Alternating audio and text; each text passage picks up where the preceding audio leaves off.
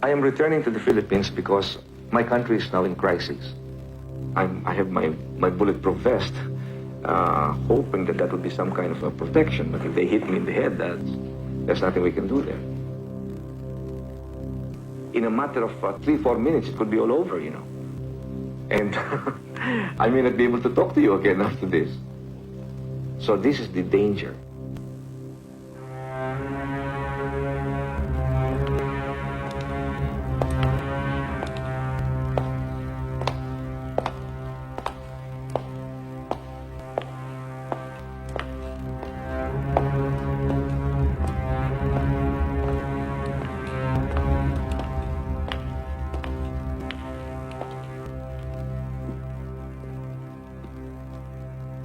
You know he's coming.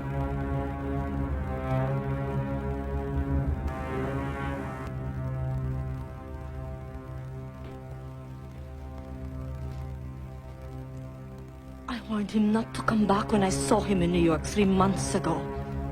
He wants to grab power. Hi, Mr. O'Neill. Morning.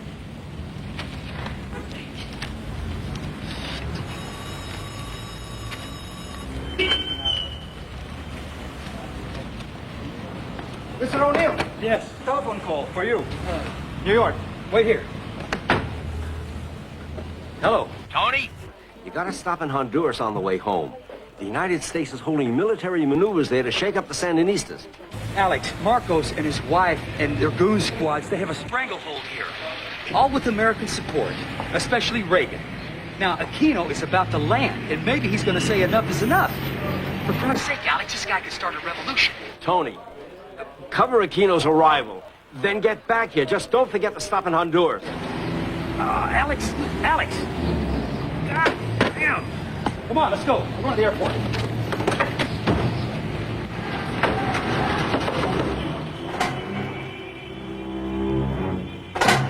I can't find a thing about Ninoy's return in here.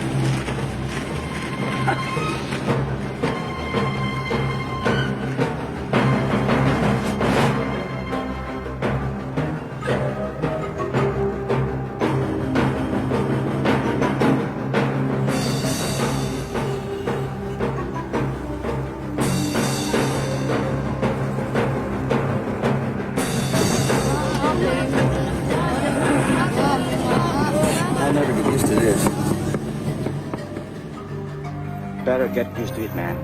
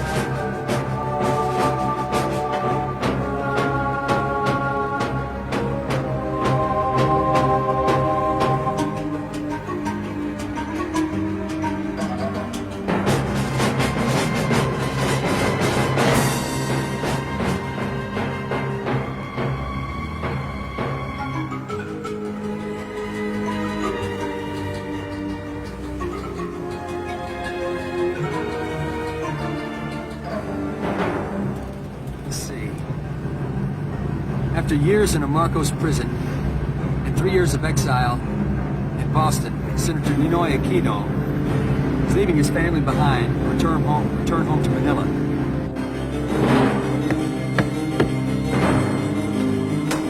Okay, Rolly, let's go.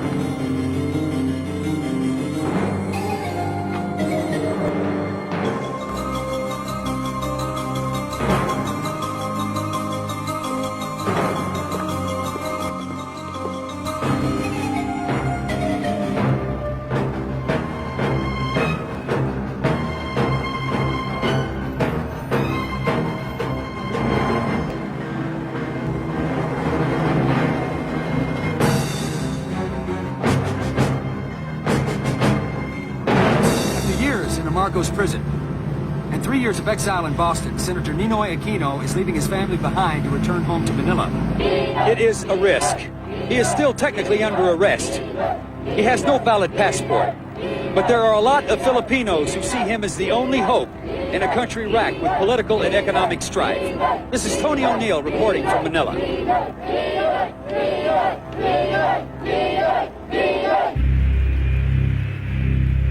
I think the very fact alone that we can land is victory enough. Everything after that's bonus. I mean, whether they put me back in the plane and ship me out or bring me to prison, I promise to return. I have returned against all odds. So that's good enough for me.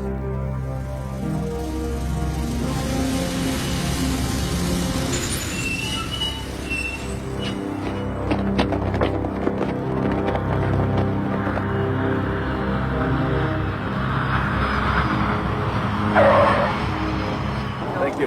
I'll remember. I want to kiss him.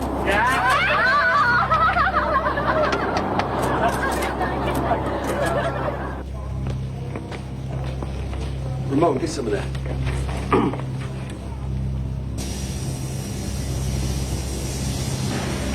Come on. China Airlines flight number 811, now arriving at Gate 8.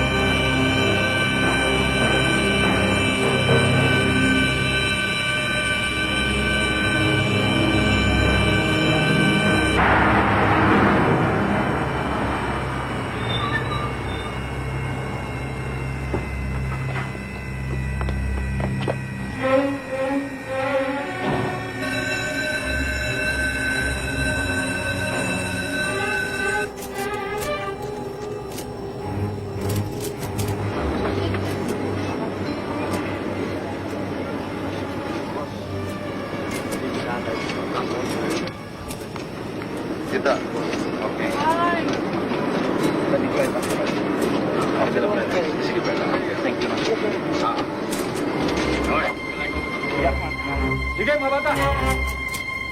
This way! Nino is coming now!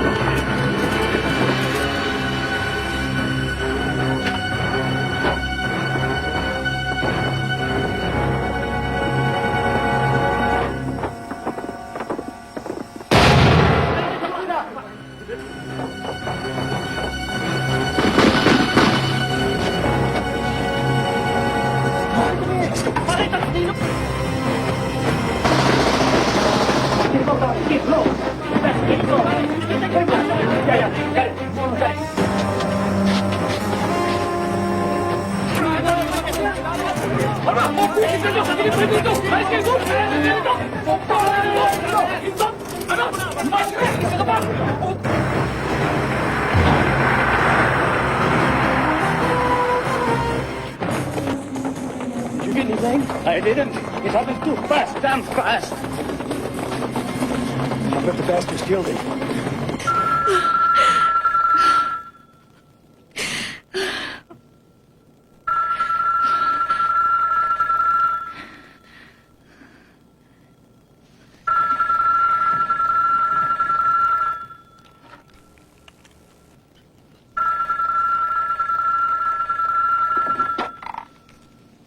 Hello?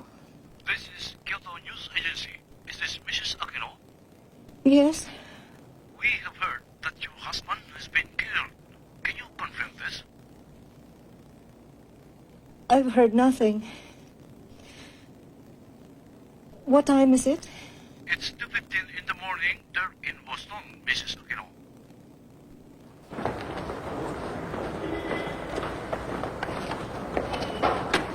Ben,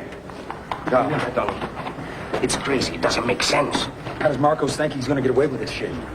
According to eyewitness reports, a man in his 20s with blue denims rushed around to the front of the plane. He shot Aquino once in the back of the head from behind. Security men immediately opened fire on the assailant with automatic rifles and killed him. Mr. President, who was the assailant?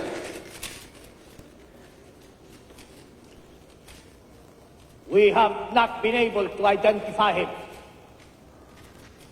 We are issuing photographs in order for the public to help us. Mr. President, there were over 1,000 security men at the airport. How could a single assassin penetrate the tightest security that's ever been deployed? The protection of a public figure against a determined killer who is prepared to die in the attempt at assassination will always be one of the most difficult, if not impossible, tasks of security men in the world. Mr. President, if I may, what was the motive of the assassin? We have no idea. Probably a plain communist dropout. Why the communists, Mr. President? To create chaos and then take advantage of the situation. We were aware of these plots. As you know, we asked Senator Aquino to delay his return.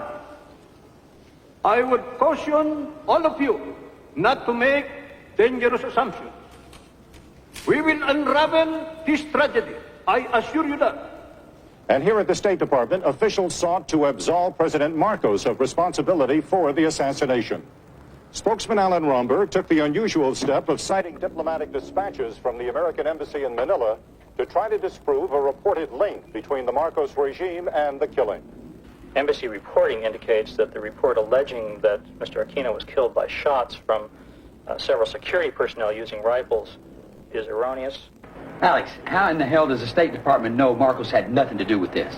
You know Reagan's not going to be here. You can bet on that. Why don't you ask your boy Mike Hazeltine at the American Embassy? I'm sure he'll give you the real story. Perfect, Alex. Listen, Aquino's wife and children are returning home tomorrow to go to the funeral. I'm going to cover the story. Okay. All right, listen, cover the funeral and then get back here.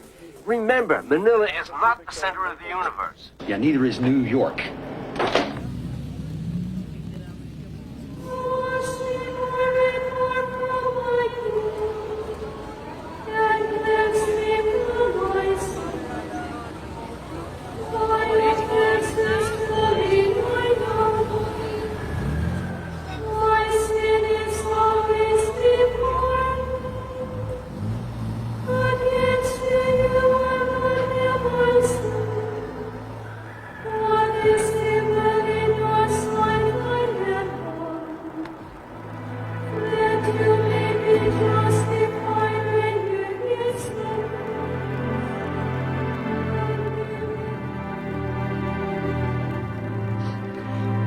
There's a line out there that stretches for miles, my love. They know you did this for them. And they will not forget. And neither will I.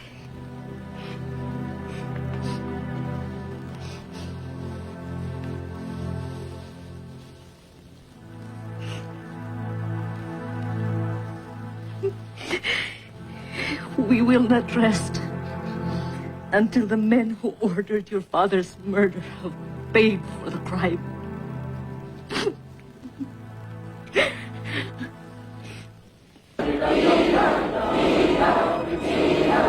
Manila has stopped today. Hundreds of thousands of Filipinos are marching in tribute to former Senator Benigno Ninoy Aquino. His brutal, unsolved murder while in military custody 10 days ago has awakened the biggest wave of political protest in Philippine history, directed at one man, Ferdinand E. Marcos.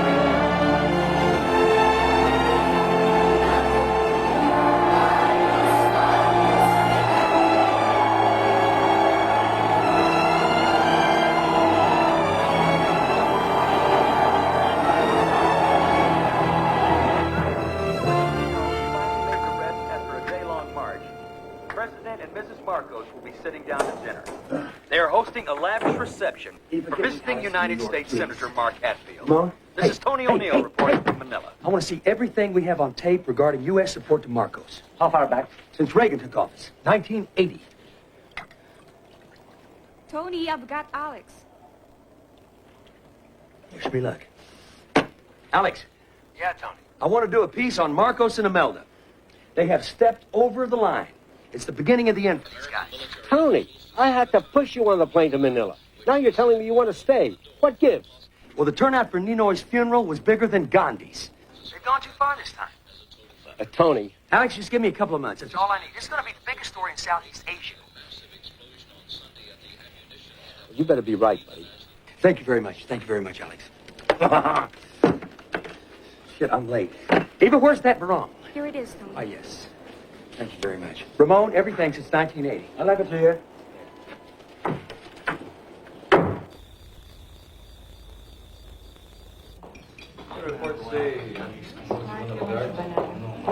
Yeah, sure. You know, you can talk this thing to death, but we'll never find out what really happened, you know.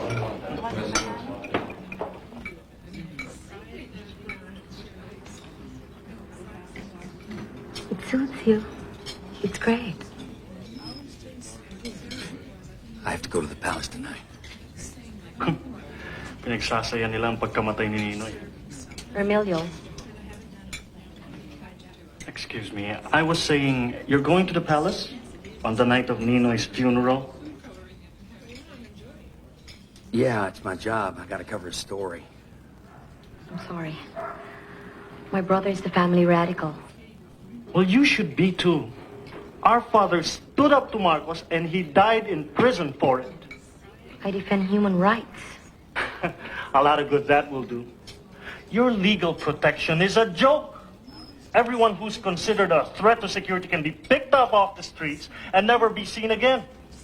Why don't you ever march with us? Because I'm not a Marxist. And I don't believe in violence. Well, I'm not either. Only Americans are stupid enough to think that everyone on the left is a Marxist. Emilio! I'm sorry, Uncle. Well, don't say sorry to me. Apologize to our guest. I'm sorry. That's okay. Not all Americans support Reagan.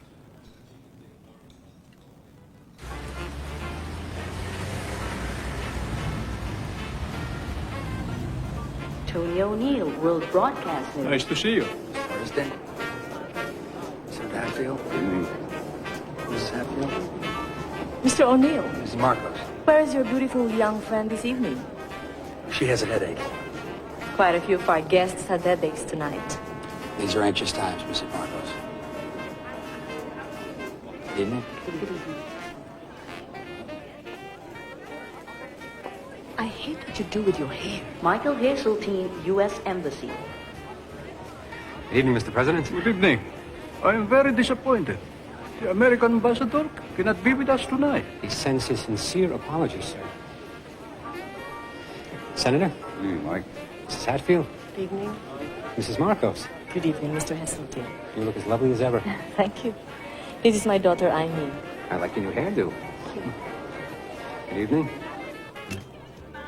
Real sensitivity, huh? What do you mean? You know his funeral was today.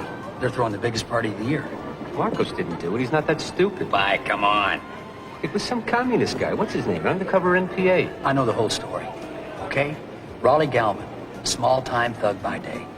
Commander Bert Ramos, communist guerrilla fighter by night. Who came up with that bullshit? You guys or Marcos? It's not bullshit, Tony. My mother would have trouble believing the official story. Gallman, who never had a political thought in his life, wants to top Aquino.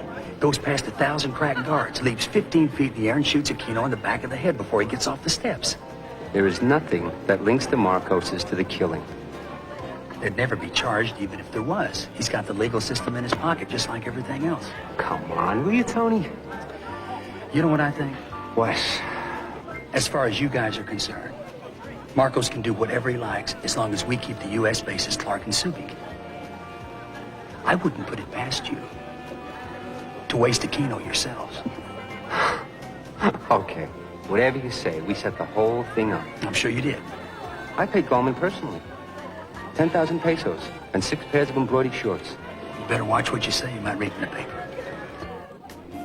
This is Prospero Olivas, Metrocom Chief. Juan Ponce Enrile, my Minister of Defense. The Vice Chief of Staff, General Ramos. the Chief of Staff of the Armed Forces of the Philippines, General Ver. Senator.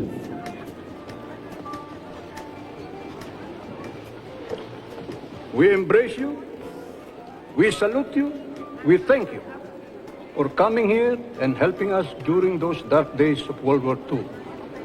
All these fellows fought with us. Love is the most potent force in the world, more powerful than the nuclear bomb. And love can only be expressed in one way: feelings. Feelings, nothing more than feelings, trying to forget my feelings of love, teardrops The way I look at it, rolling down the only one who benefited from this Aquino killing are the communists. trying to forget my They have made us look as if we are engaged in killing our political opponents. We have bent backwards in helping political opposition grow and allowed them to win elections that we could have won easily with a little more push. We have written an election code that gave them more rights than they ever expected. But now, the communists have made us look bad because of this assassination.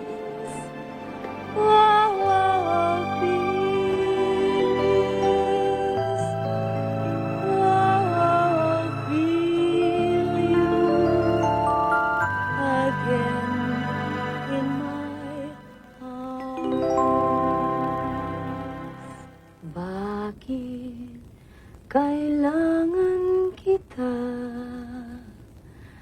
Bakit uhaw sa hamog? Pag-ibig ko sinta. Bakit ang awit ay kailangan ng himig na kailangan ng tinig na kailangan ng titig? What language do you think in? What language do I think in? Yeah. I think in English. Except that when I feel intensely about something, I have to speak Tagalog. Tagalog is for the emotions. And we Filipinos are very emotional people. I've noticed that. When we make love, you speak in English. Oh, you don't understand Tagalog, do you? Try me. Kailangan kita. I need you. Sakaling hindi mo alam, just in case you didn't know. Basta kailangan kita. As far as I'm concerned, I need you. Magpakailan pa man. Forevermore, my darling. Mahal na mahal kita. Pero kapag niloko mo ko, pupugpugin kita. That sounds beautiful. You don't even know what I was saying. Say whatever you like. You know what I said? What? I said that I love you very, very much. But if ever you cheat on me, I'm going to beat the shit out of you.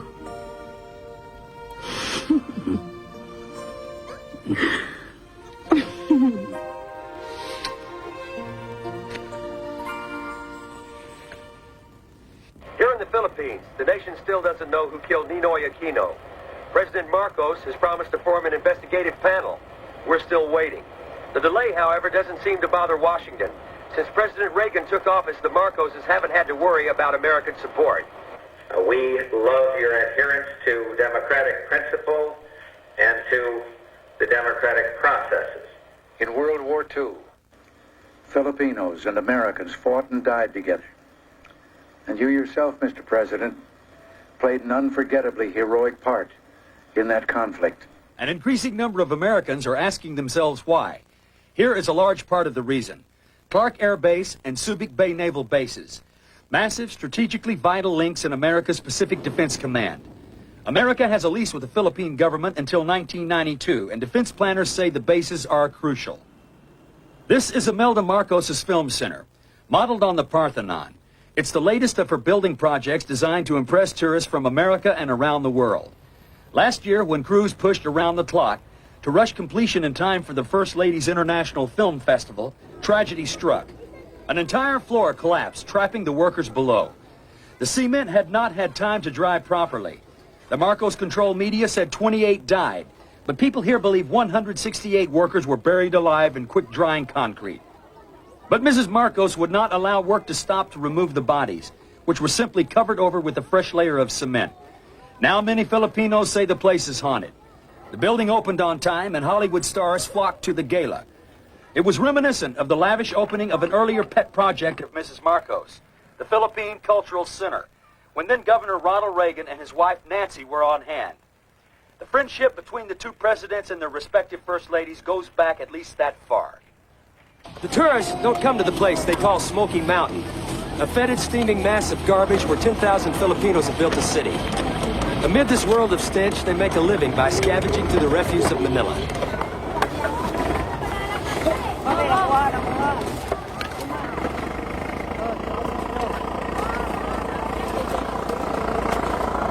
It is a place Imelda Marcos doesn't want the tourists to see, despite the fact it has existed in the heart of Manila as long as many of Mrs. Marcos' other building projects. Filipinos arrive here from the provinces. They live here, they have children here, and every day they die here. This is Tony O'Neill reporting from Manila. We took that off the satellite. I want to talk to him. I'd like to tie my tie. Let me tie my tie. This better be good. This better be good.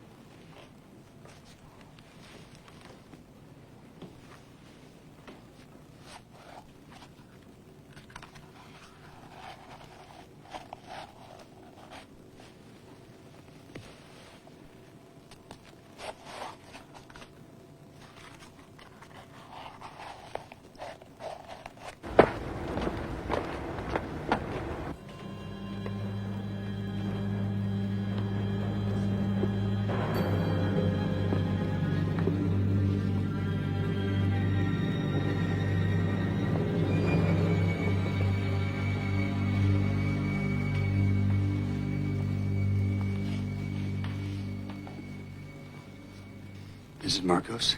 Mr. O'Neill, you have made me a little sad. I guess that explains my quick departure from home. I'm a fan of yours. Thank you. Even before you came here. I used to see you on American television, and I say to myself, what a young and intelligent man. Now I'm angry at myself because I have not explained to you why I have built all those buildings. You don't think I care about the people in Smoky Mountain, do you? Well, yes, ma'am. I'm sure you do. My report just asked, why don't you spend more money on them? Sit down. No. Here with me.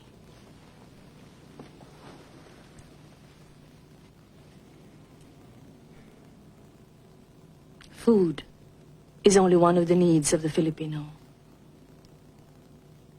There's something he needs even more than that. What is that? respect. Until Ferdinand and I, the world looked down on the Philippines and on the Filipino. We were a poor third world country. We are still a poor country, but the buildings I have made have been noticed all over the world. We now have the respect of great artists, movie stars, and international leaders.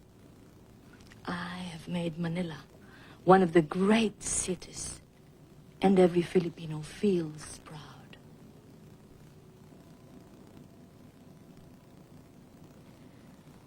Tony, if there's anything that bothers you about my policies, please come to me. I will only be too happy to explain.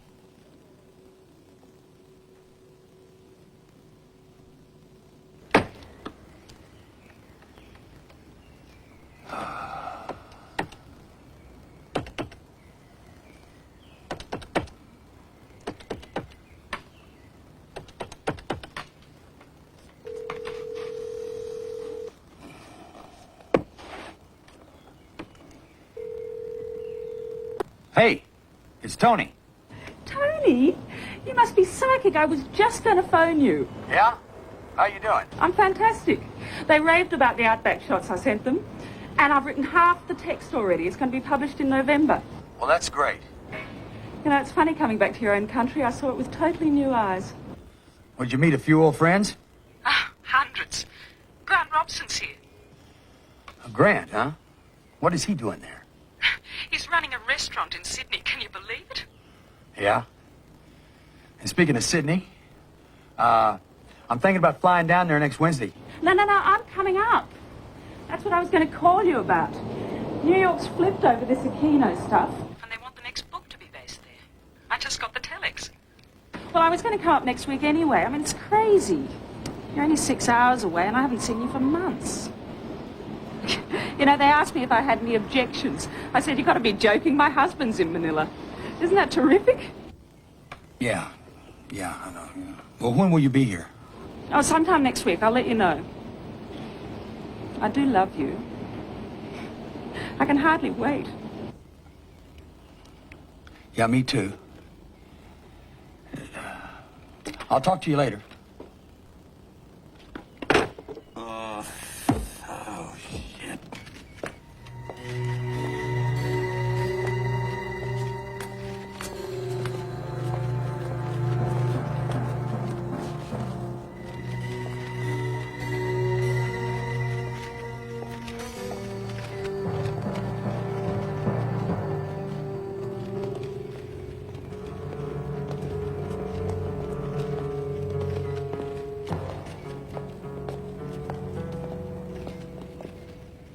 I know there are accusations and suspicions among some of you here that I am linked in some way to the Aquino killing.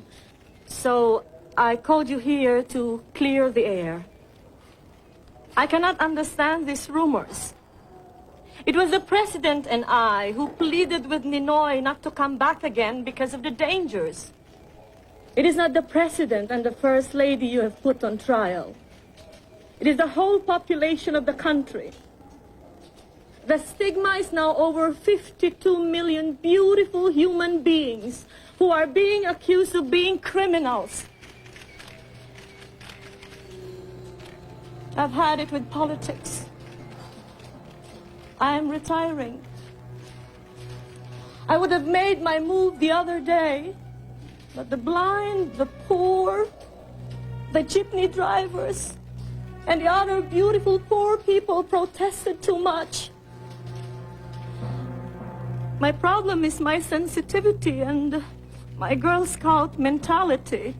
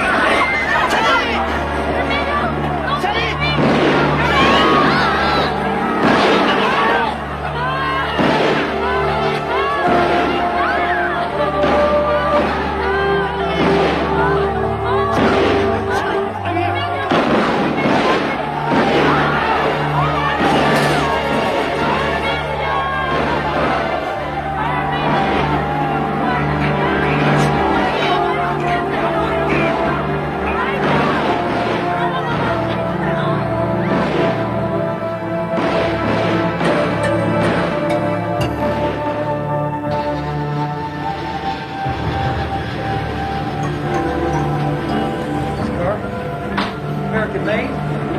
Nice.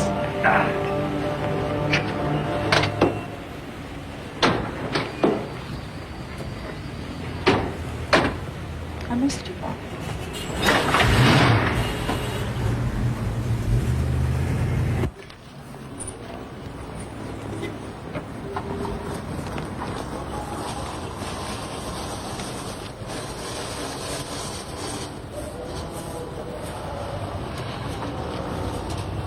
This is the Marcos way.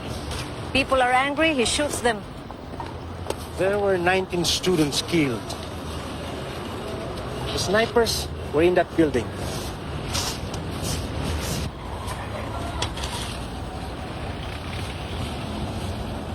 I'm going to march. With who? With the middle class in Makati. With the people who march there every Friday. You know the sort of mood Marcos is in? I'm going to do it, Joker. Until the murderers of these people and my husband are brought to justice.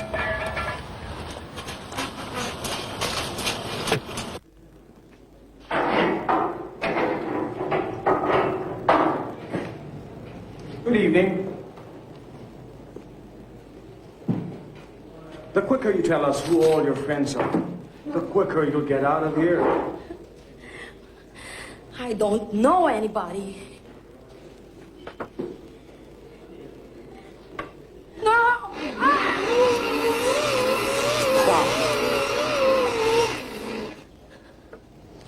This is all very unnecessary. Please cooperate. Give me some names. I don't know anybody! Increase the voltage.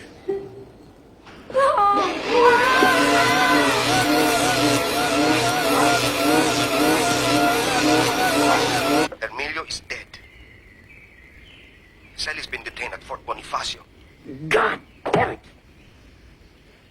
Do you know anyone who can help? Yeah.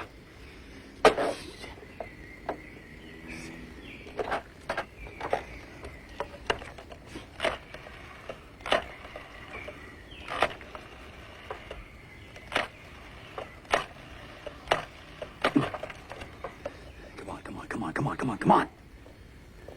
Mike Heseltine, please. Tony O'Neill.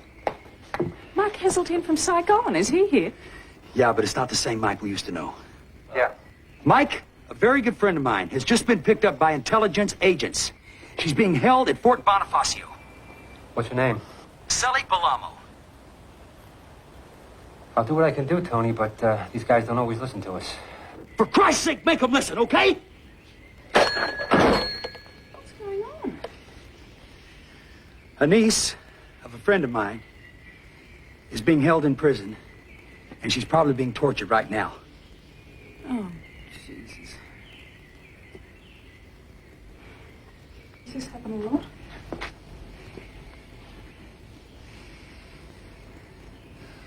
All the time.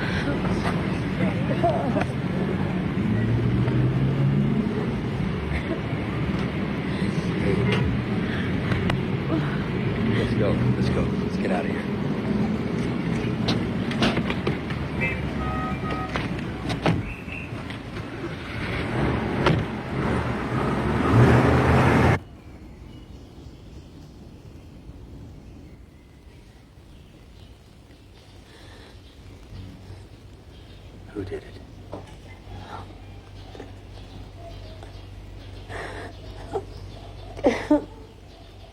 Cruz.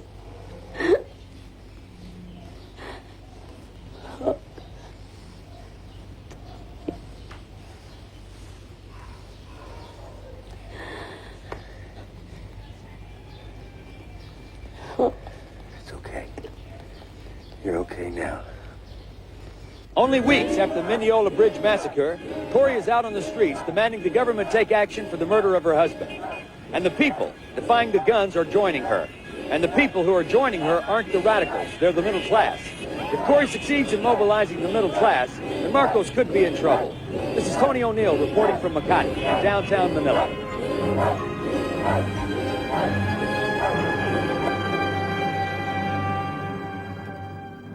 Whereas the treacherous and vicious assassination of former Senator Ninoy Aquino has to all Filipinos become a national tragedy and national shame, especially because of the distortions and exaggerations in both foreign and local media.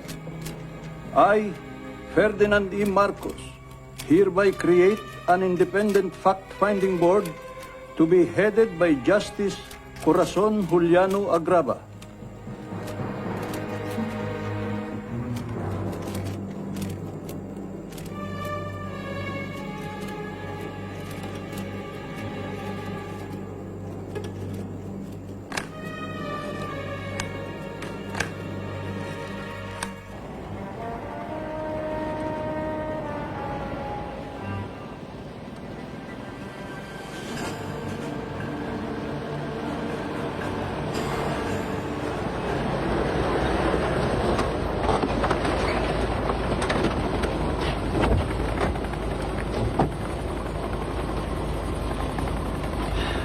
Marcos and Ver are dragging me and the armed forces into the gutter with it. Marcos protects Ver at our expense.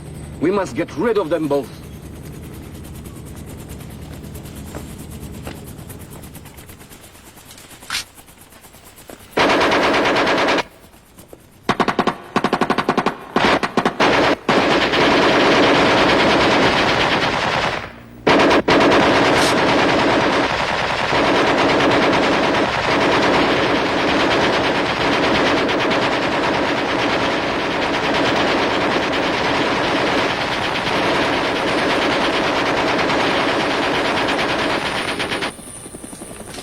Get rid of that garbage.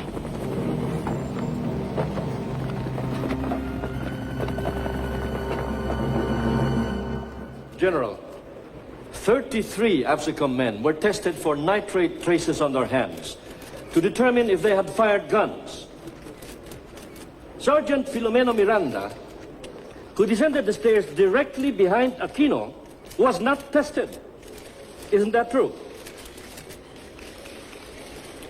Yes. It was an error that was discovered too late. General Ver, according to Senator Doy Laurel, Ninoy said that Imelda Marcos asked him not to come home because, quote, some of our boys will kill you to make us feel happy, even though we won't ask them to, end of quote. Have you ever heard of a plot planned by the friends of the President and the First Lady? No. I heard scuttlebutt, but a plot to murder Aquino in such a way as to implicate the government.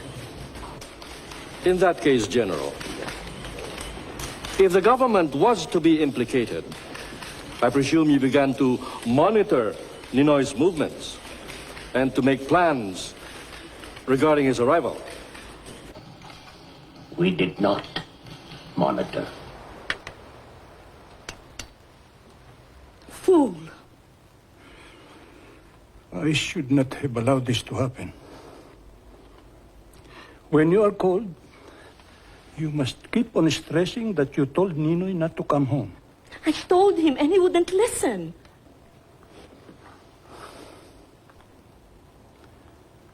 Use the letter.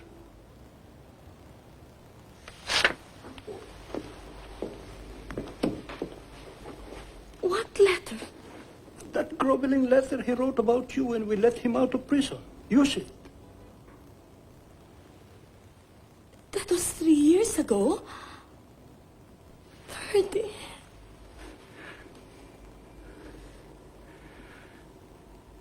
Use it. It will work. My meetings with Ninoy were very cordial and happy. Ninoy was very close to us.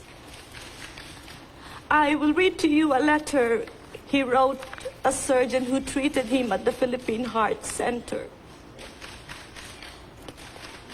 When the ultimate mist of controversy is melted by the rising sun, her works for her people will find final recognition.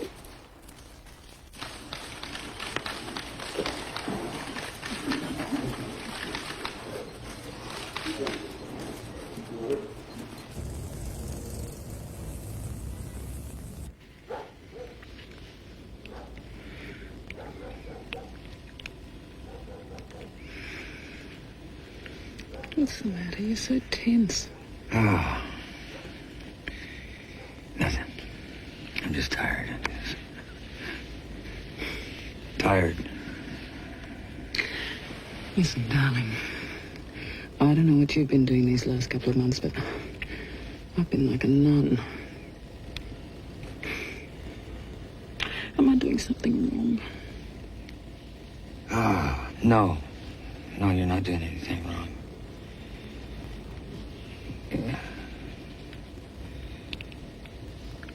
It's not you, Angie.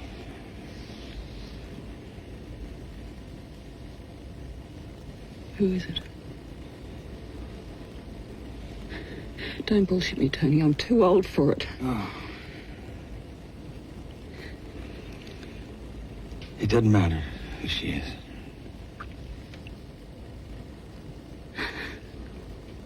It's the girl that was tortured, isn't it? Oh, shit. I don't know, Angie. It just hit me. I don't know. This girl makes me feel so alive. And you never felt that way about me, right? Yes, of course. I mean, when we first got together, I felt that way.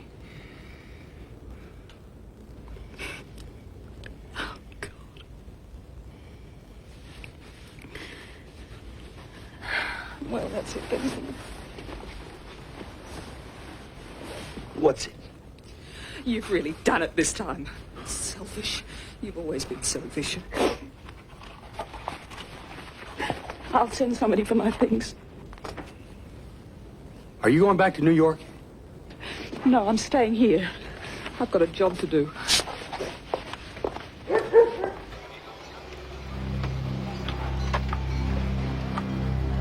See this man who steps up there? Yeah. He's handing something, probably a gun, to the guy in uniform. A gun? It doesn't prove anything by itself, but it is another piece in the jigsaw. Now, from the time Aquino steps out of sight, it is exactly 9 seconds. Not long enough for him to get to the bottom of the stairs and onto the tarmac. And 4 more shots. The ones that killed Gallman. Oh, I remember the 4 shots. If Gallman was the assassin, why didn't they grab him? There were more than a dozen armed security men around the plane. And where could he have been hiding? So that none of them could see him. It's a joke. Well, what can you prove? We can prove that the military version is not true. We know they're lying. So Ver did it.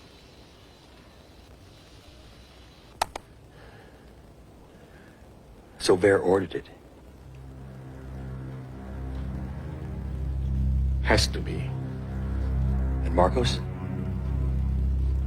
He was probably so sick he didn't know what was going on. Or, possibly, it was his plan. Or he was seeing people 3 days before Aquino got back. But there is no doubt in my mind that Ver organized it. Do you have any hard evidence on who actually shot Aquino? Maybe tomorrow. A ground engineer, Celso Lotterina, was on the tarmac. He saw everything. When he testified before the board, he said he had fainted and did not see anything. But he was scared to death. And now he has agreed to testify under oath in a secret private session. I heard the sound of running feet on the stairway. Ninoy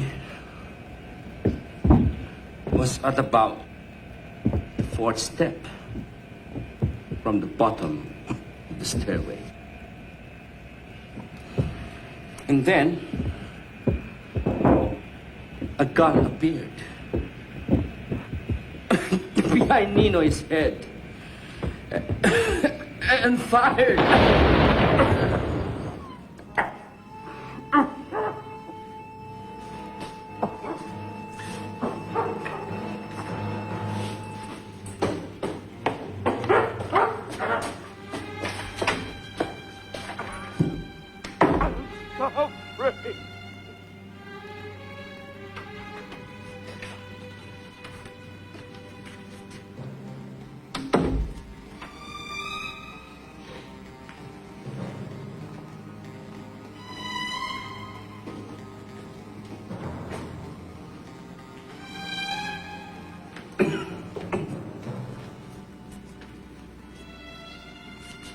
I am ashamed. I understand.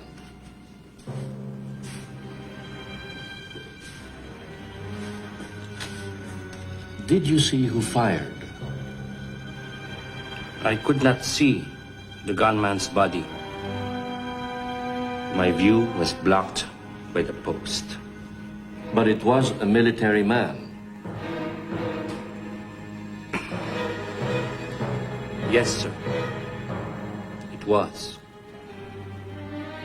A military man behind Ninoy on the stairs.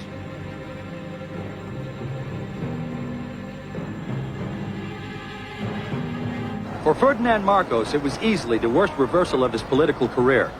General Fabian C. Ver, military chief of staff and top aide to the president, has had a direct hand in last year's assassination of former Senator Ninoy Aquino, according to the majority report of the official Agrava Board investigating panel. 25 others were implicated in the plot along with Ver, all but 2 of them soldiers. Marcos grudgingly accepted the report and ordered the accused to stand trial before Manila's Sandigan Bayan Court, normally a venue used for low-level cases of graft and corruption. Many anti-Marcos Filipinos say the regime controls the court, that a fair trial is impossible. Their evidence?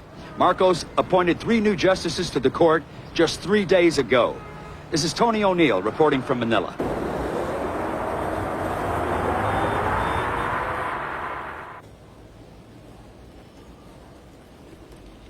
Ver will be acquitted.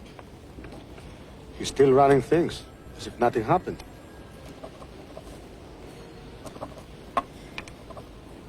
Who is that?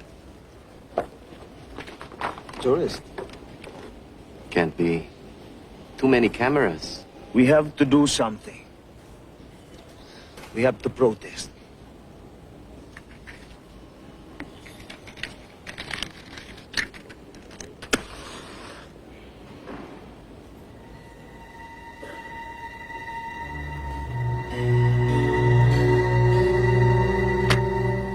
Tony, I still am very fond of you.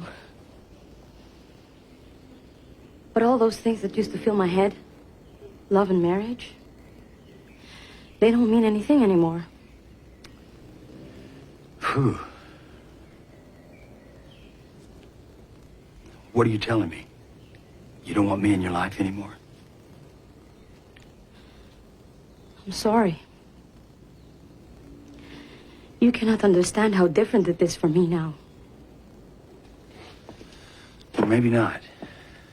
Maybe not.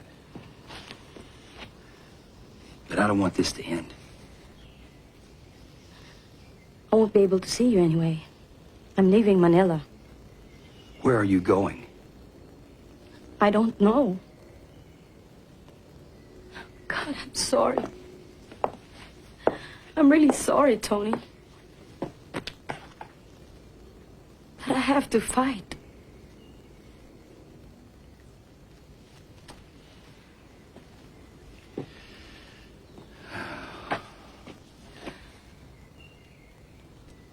You guys stop her from going. She's already gone.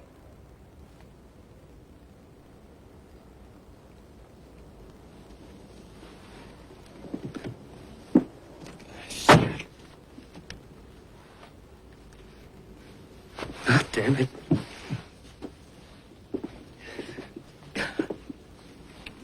Split up with your wife? Yeah. I'm sorry. I didn't think Sally meant that much to you. I noticed. You know, you're a newspaper man, Ben. You ought to be more observant. Well, some Americans... I'm not some American. I'm Tony O'Neill. And I'm in love with your niece. And I'll continue to be in love with her for a real long time, okay? Yeah, okay. And when she comes down out of those mountains, I'm going to take her home with me, okay? Okay. Your goddamn country's like a gangster movie. It's really not that bad, Tony. You must understand. We've had 400 years of Spanish Catholicism and 50 years of Hollywood.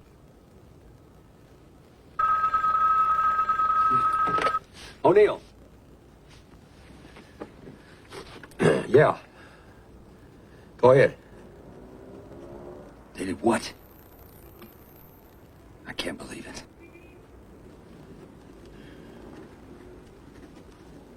Yeah. Thank you very much. Some colonels have started a reform movement. They've broken rank. They've unfurled a banner at the Military Academy graduation parade. They're very brave. They're also very stupid. Yeah, Marcos is going to be pissed.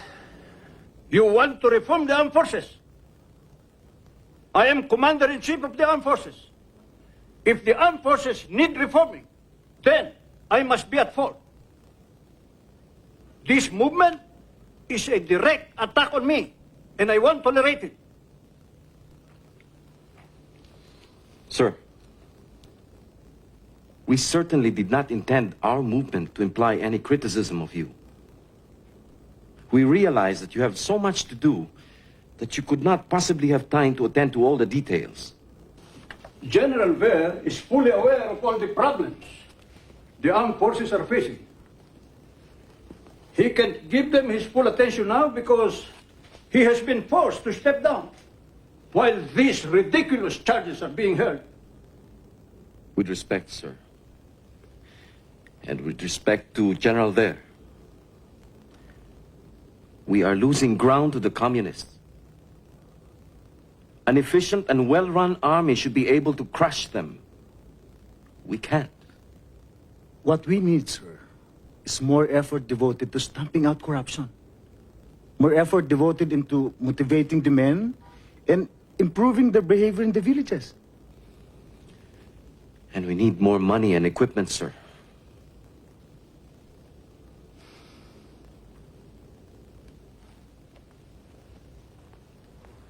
I know only too well the difficulties you're fighting under. So does General Ver. I know only too well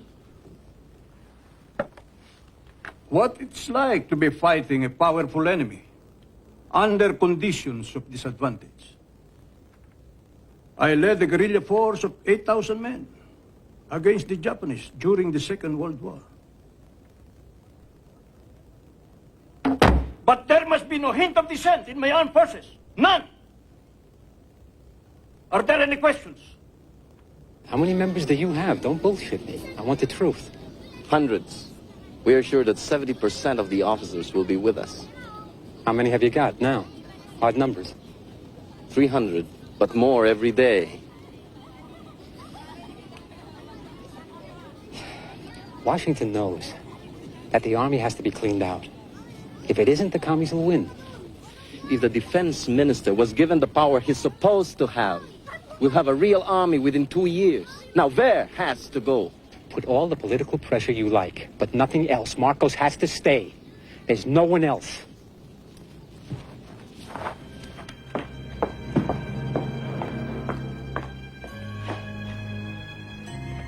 Think what a lift it will give to your enemies if the people start believing it.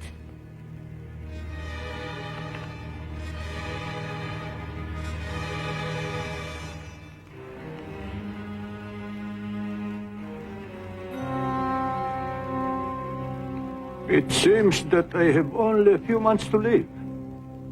I never liked that doctor.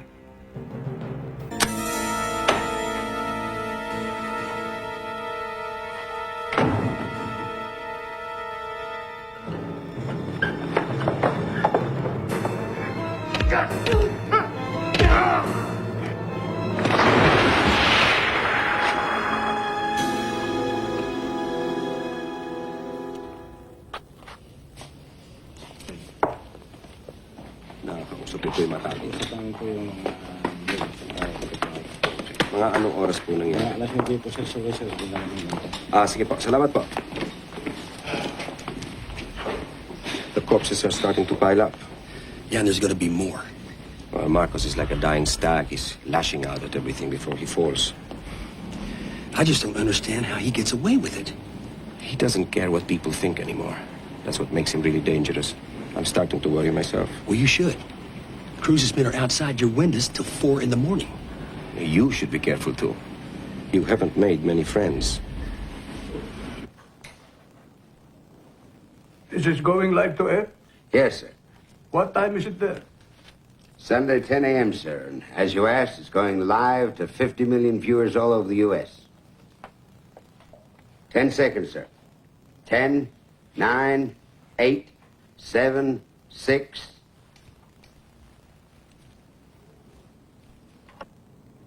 Mr. President, welcome. Thank you. Mr. President, I'm going to be fairly direct. Be as direct as you like. There is a widespread perception over here that you had Ninoy Aquino killed. That's stupid. Why would I kill Ninoy? He was no threat. He would never have won an election against me. Let's talk about elections for a second, Mr. President. There's a feeling that your presidency is no longer legitimate, that as a result of the Aquino assassination, your mandate is gone. Nonsense. My mandate is as strong as ever. Would you be willing to test that mandate by holding an early election? In answer, I announced that I'm willing to hold a snap election, probably in 3 months or even less. You're serious? I'm ready, I'm ready, I'm ready. There have been allegations that you have conducted massive voting fraud in the past, Mr. President. Will you allow observers in to oversee the elections to make certain that they're fair? You are all invited.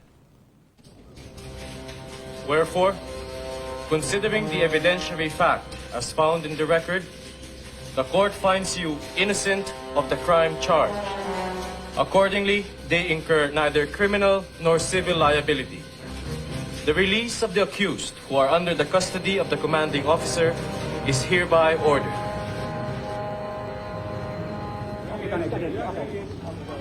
General Ver, you have a statement you'd like to make. Well, thank God it's all over. Well, did you have any doubt you'd be acquitted? Never. Because there never was any cause. I'll answer all of your questions later. Not now. General Fabian C. Ver was all smiles today when he handed a copy of his acquittal to President Marcos at Malacanang Palace. The president immediately reinstated General Ver to his former status as Chief of Staff of the Armed Forces. Earlier in the day, Ver and his co-defendants were cleared of all charges. Mrs. Aquino, has the acquittal of General Ver influenced your position on running any? Yes, I've decided to run. Mr. Aquino, is that official? Yes, I've made up my mind.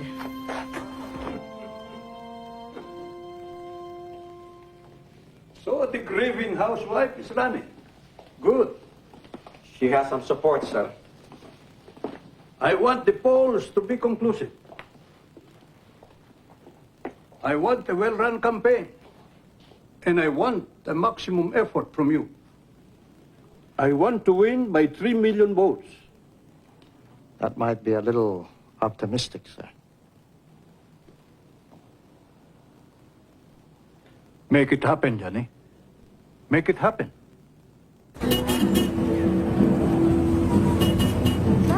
Juicy fruit, juicy fruit. Juicy fruit, juicy fruit.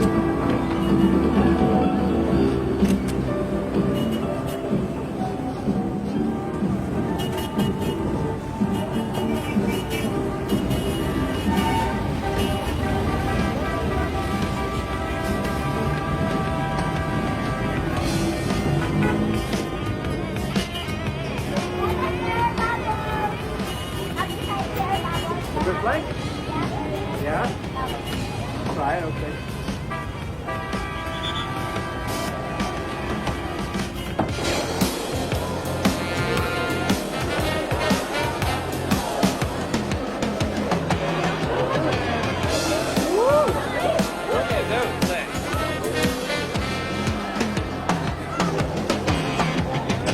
I'd like a round of Coke, please. What you want? Yeah?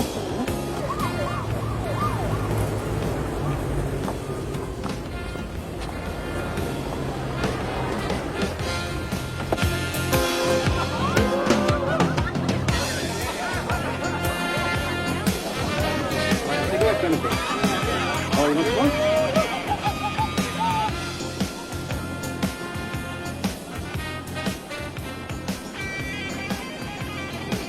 Don't you feel just a little ashamed of yourself? No, I don't. Those girls have to do it. Yeah, but that's the reality here. Fell in love with the Philippines? I don't think I ever want to leave. My publisher's giving me frantic wind-up signals, but I've managed to convince him it'd be crazy to leave before the election. The election won't change anything. Why? Because Marcos is going to cheat. He doesn't need to. He has years of political experience. He's an old political hack. How can she run the country? She's only... Yeah, I know. She's only a housewife. You know, I'm sick to death of hearing that line. Well, it's true. Look, just because she's had to play second fiddle to Ninoy all these years doesn't mean she's an idiot. Politics in this country is the toughest game there is. You gotta be able to cut deals and tough them out. Which, of course, no woman could ever do, let alone a housewife, right? My God, it's all coming back to me. What? Oh, you remember all those arguments we had in the bars in Saigon? You know, when Tony first introduced you, he said that when you were at college together, you used to be a liberal. God, if it's true, you've been moving to the right at the speed of light ever since.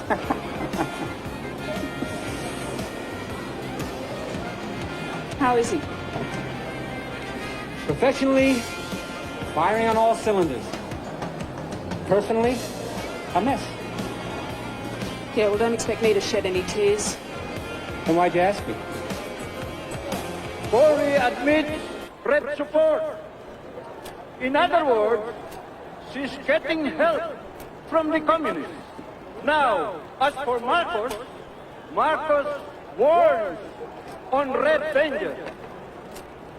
This is what I want to talk to you about this morning.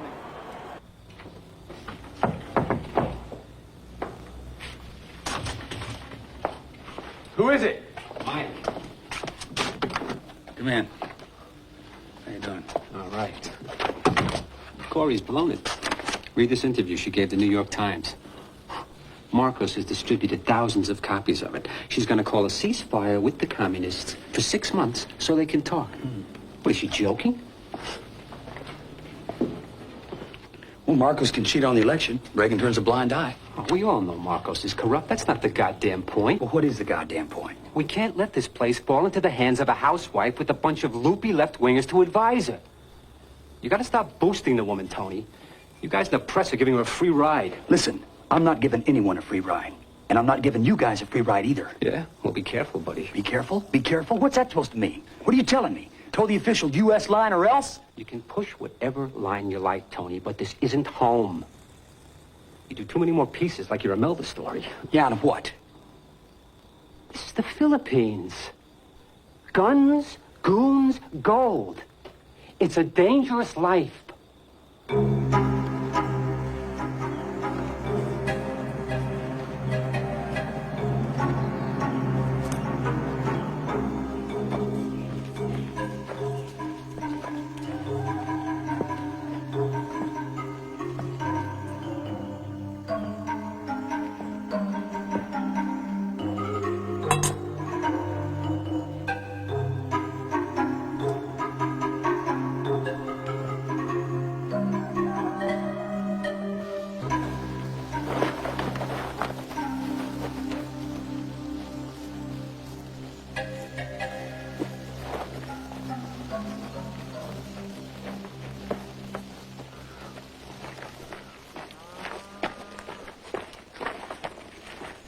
Corey says she's willing to negotiate. Will the NPA negotiate if she wins the election?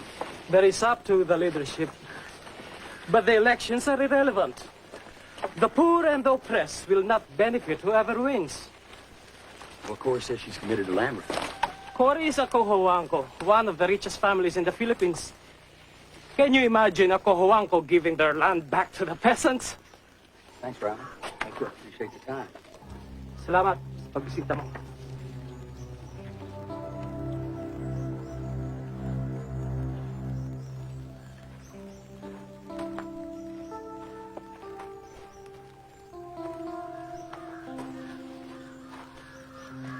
What are you doing here?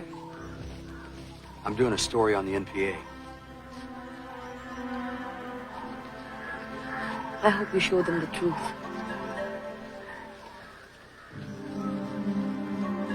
What is that? The truth. We help the poor people. Nobody else cares about them. But we do. Have you killed anybody? I have to go now.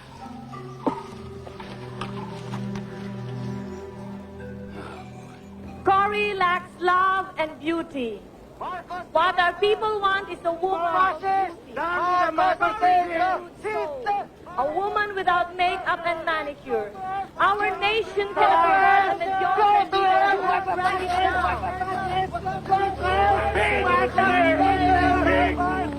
There's a joy in living, and all my life I will offer you. 'Cause if you only know, I really love you. My life begins anew because of you.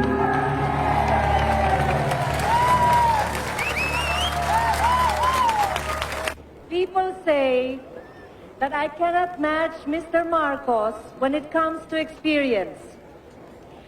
I'll admit that I have had no experience in cheating, stealing, lying, or assassinating political opponents.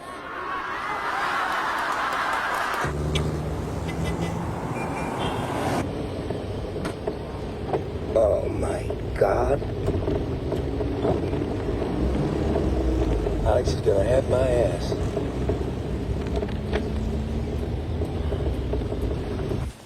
Alex. Yeah, Tony. Listen to me. Tomorrow's New York Times is running a story saying that Marcos's war records are a fraud. What? Well, according to Army war records, Marcos never led any guerrilla resistance group anywhere during the Second World War, and he never won a Congressional Medal of Honor. In other words, he's a liar. It's a real break for Cory. How did the New York Times get it? Don't ask. Okay, I just couldn't get it here. But I'll have the first Manila reaction for you, okay? Okay. Listen. The stuff you've been sending lately, no complaints. We're glad you're over there. Alex, what happened? Did you have a heart transplant or something? Why do you say that? No offense, I'm just not used to your praise. Tony, this is Marcos. I'll get back to you. What? Marcos for Ben.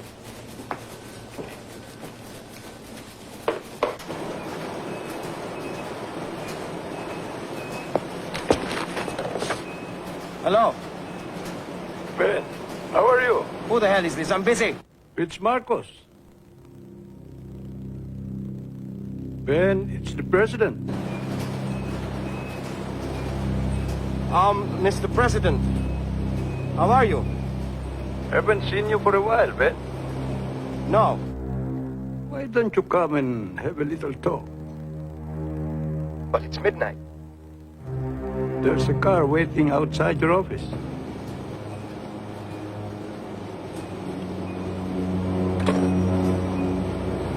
He must know.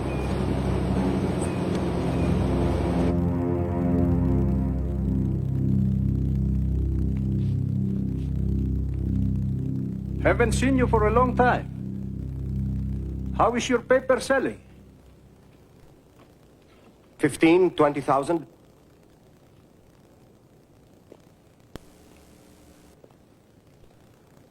I heard it was a lot more than that. Well, I haven't checked for the past few weeks.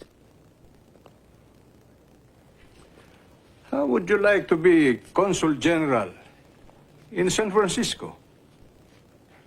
I don't have enough money for that. Money's no problem. Thank you, Mr. President. I'll discuss it with my family. Good. You know, I like to help old friends. Tell me, have you heard anything about an article that's being published by some American paper? Yes, I have, Mr. President. I wouldn't run that story locally. I'm going to sue the hell out of anybody who does. If we get it on the wire service, I'll call you. Thank you, Ben. I appreciate that.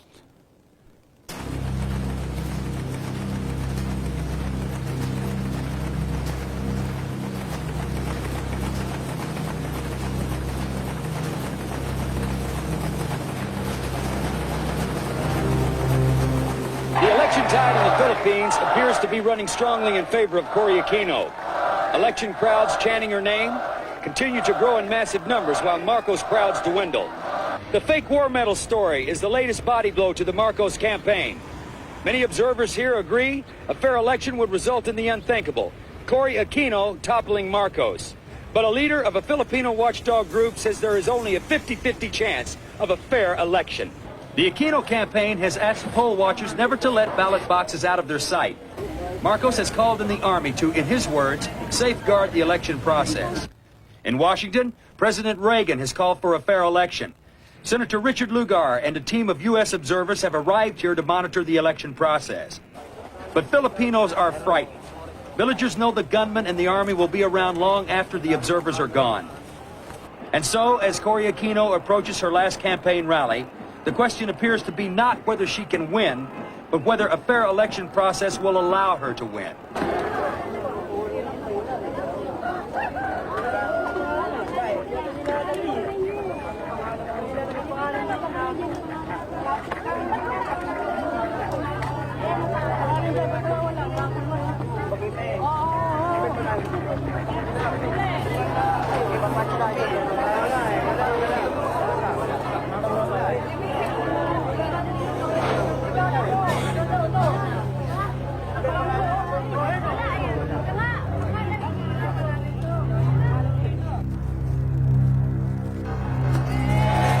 It's Election Day in Manila, and Ferdinand Marcos is fighting for his political life.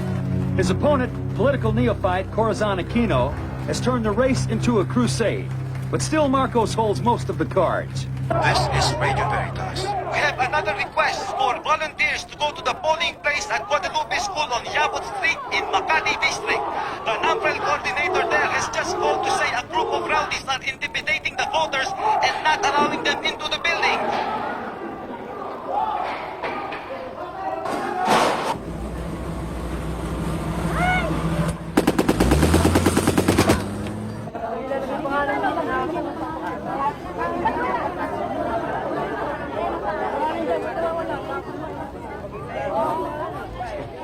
Let's just get this straight. say you signed up for the electoral roll, but your name isn't on it? That's right. They won't allow me to vote.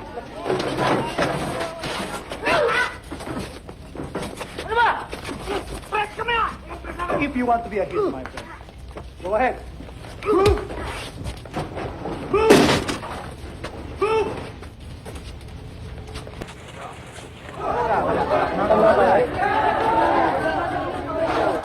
evening. This is a Radio Veritas news update. Polls have been closed now for just over 8 hours, and precinct counts are continuing to come to the NAFREL Quick Count Center. Early returns show Cory Aquino with 31,529 votes to President Marcos with 29,488 votes. Cory is leading by just about 52% to 48% at this early stage. It is not for me to thank the Filipino people. It is for all of us to welcome ourselves home. Mabuhay ang Pilipino.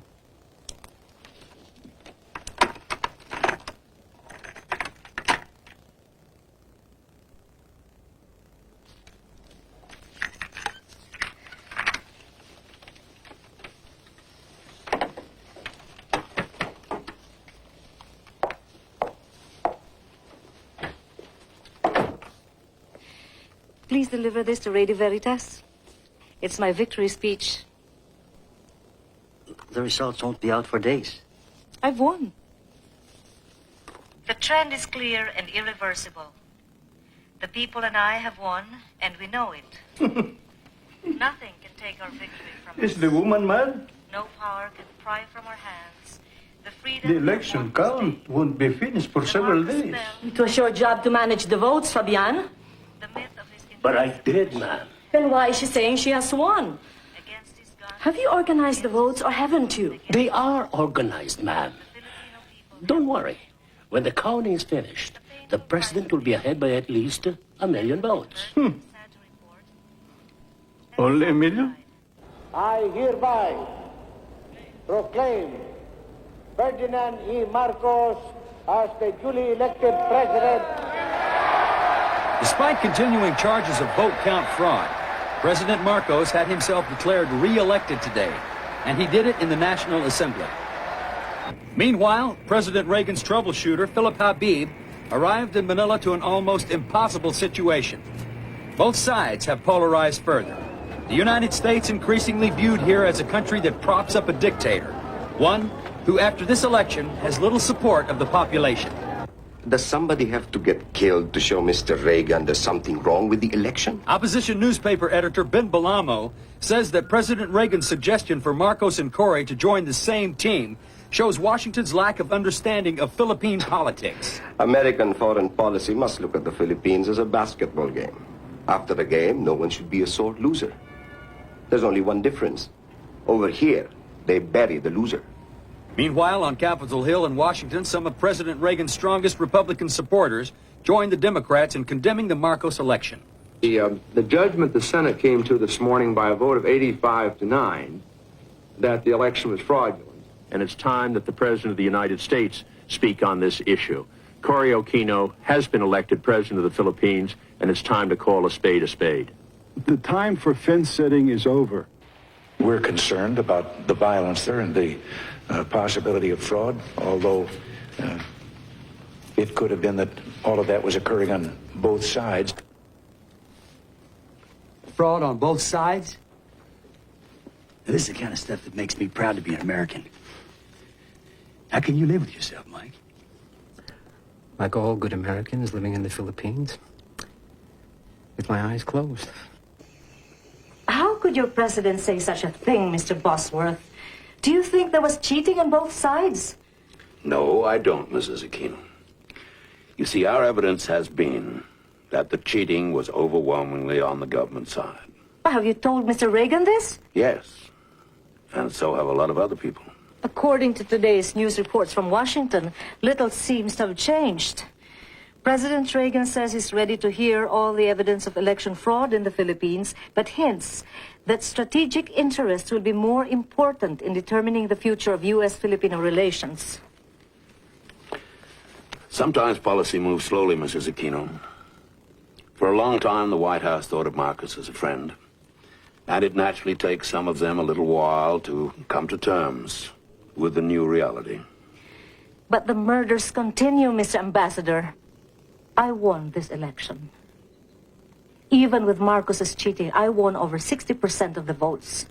I am the rightful president of the Philippines, and the people will take to the streets before they allow Mr. Marcos to resume his rule. Will you tell your president that?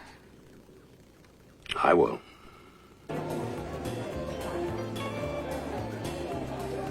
Hi.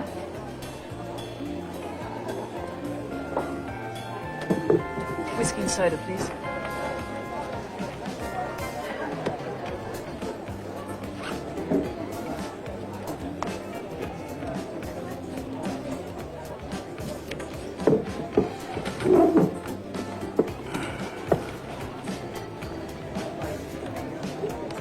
Did you hear our president?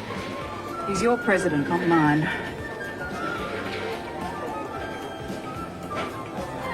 If you're going to be the bitch every time I talk to you, I won't even bother.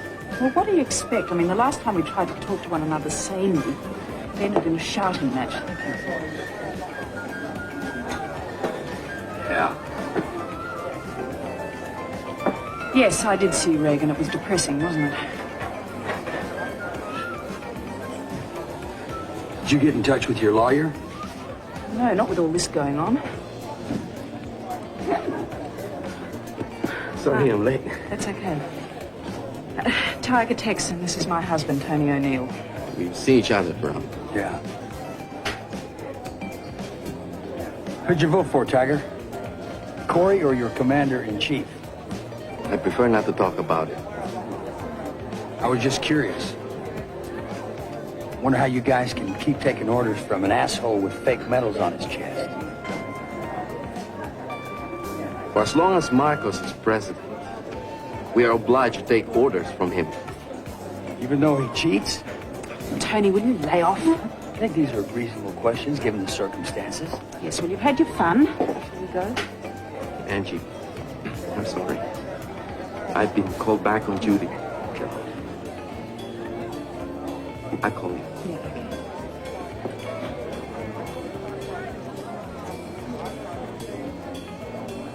okay. Busy boy. When are you going to grow up?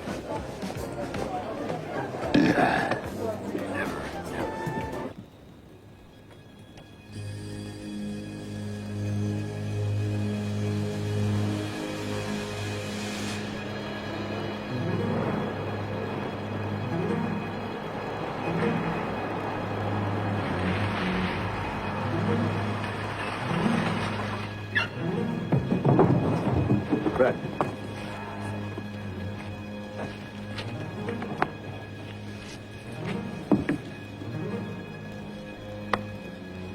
Ed, you're crucial to us. You're asking a lot of me, Tiger. You're asking a lot of everyone, including ourselves. What do you want me to do? We have to know how the palace security operates, what we're up against.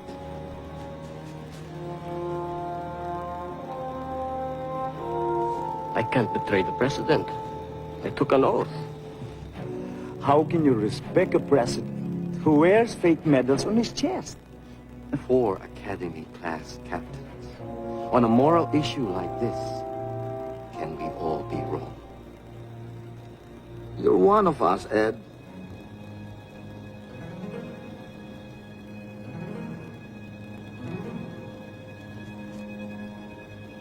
What do you want to know? When is this coup supposed to occur? They wouldn't give me a date, sir. Is it going to be days, weeks, months? I got the impression it was days rather than months, sir. I can try and find out, sir. Find out everything you can. Yes, sir.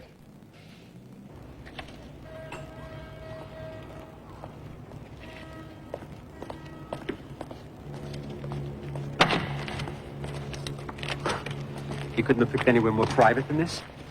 We have to be careful. What's on your mind? We need anti-tanks, about 2 dozen. For what? What are you guys planning, a goddamn coup? You're gonna get rid of Marcos? Imelda? It's the only way. You know that as well as we do. Tiger, you're talking about a civil war. We're talking about getting ourselves an army that can fight. You want to beat the communists? This is the only way. If there's a civil war, the communists will be the only winners.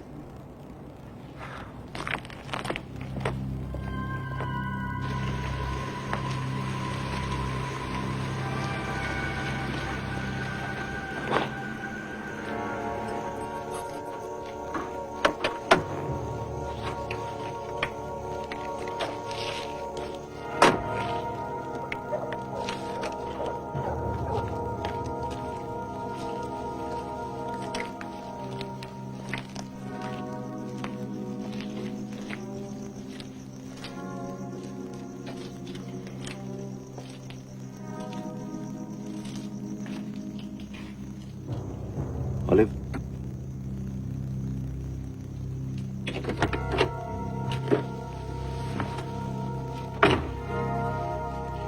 You did me a big favor once, Ben. If anybody finds out I've showed this to you, I'm dead. With it here, you cannot take it.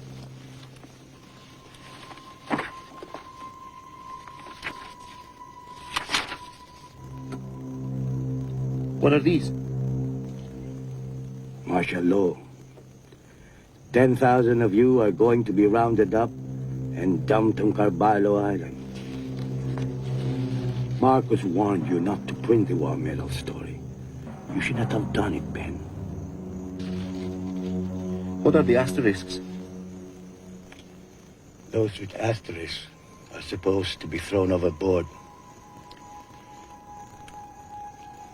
Make sure you're out of here by the 27th. Here's air tickets and money. That article you wrote saved my boy from jail. I do not forget things like that. Get your family out too. I have a niece up on the hills. If she's captured, please let her live. I cannot do anything in that area.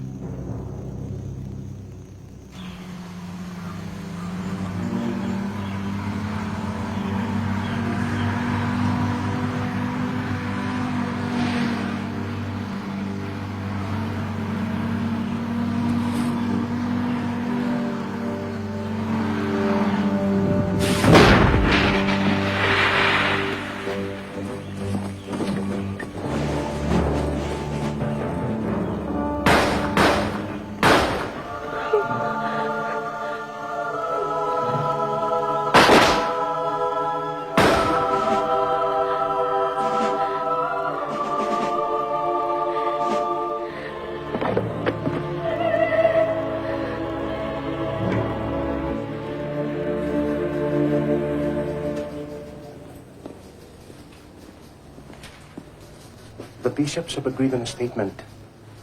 I hear it's very strong. It's stronger than we had hoped. Will they condemn Marcos? I believe so. When are they announcing it? Tomorrow.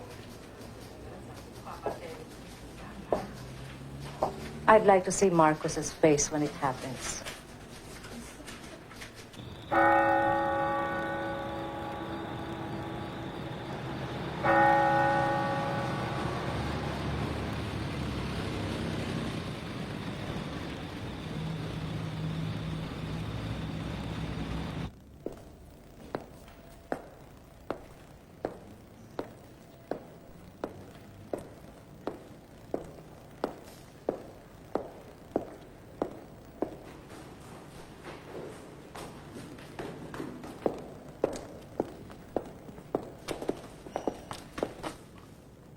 Madam, you should not have come at this late hour. Don't you know?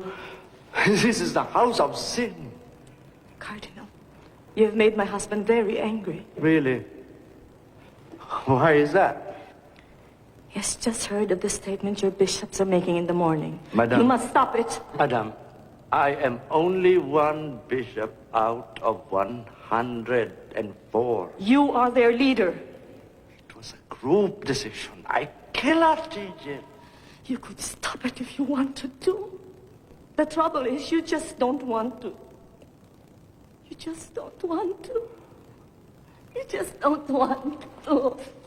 You just don't want to. You just don't want to.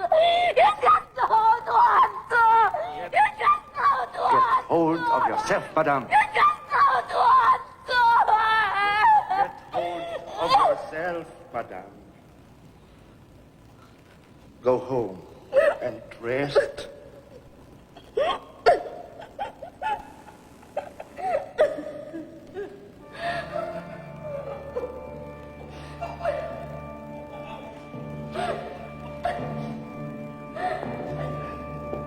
To the Filipino people, we say, now is the time to speak up. A government that assumes or retains power through fraudulent means has no moral basis. If such a government does not of itself freely correct the evil it has inflicted on the people, then it is our serious moral obligation as a people to make it do so. This means active resistance of evil by peaceful means in the manner of Christ. The way indicated to us now is the way of non-violent struggle for justice. The church has showed its real position. They were for Cory all the time. They were the only reason why Cory got any votes at all. Priests and nuns forced them, intimidated them. We have reports all over the country. The church is riddled with communists. They put on a white collar and think they can get away with murder. They killed my supporters in the countryside. I have heard dozens of stories. Forget about them. Nobody listens to them. You won the election. You are the president. Concentrate on your inauguration. Hello? Uncle, it's me. Sally? Where are you calling from? From Manila. I left the NPA. Don't come here. Our house is being watched. But I have nowhere to go. Well, go over to Tony's place. I have to get out myself. I'll meet you there in a couple of hours, okay?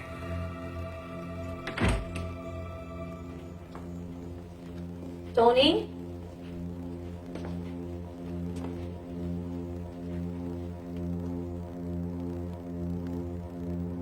Tony?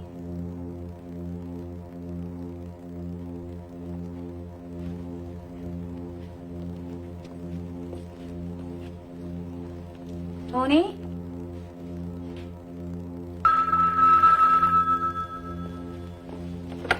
Hello?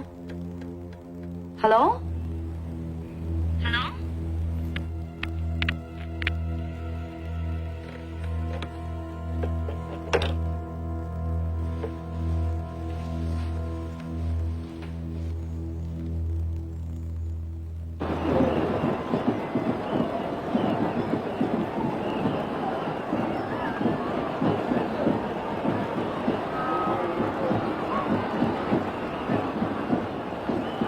Do not get me wrong. I am not asking for violent revolution. If you are with me and Goliath refuses to yield, we shall keep dipping into our arsenal of nonviolence. Sorry I'm late. She's asking for a boycott. There are 7 steps I propose.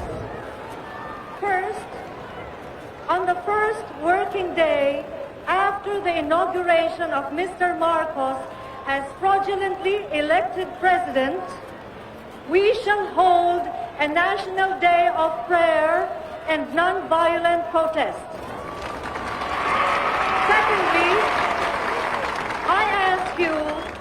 boycott the 7 banks that have helped the usurper perpetrate his hold on power. Third, I ask you to mount a massive boycott of the crony media. Let us paralyze them.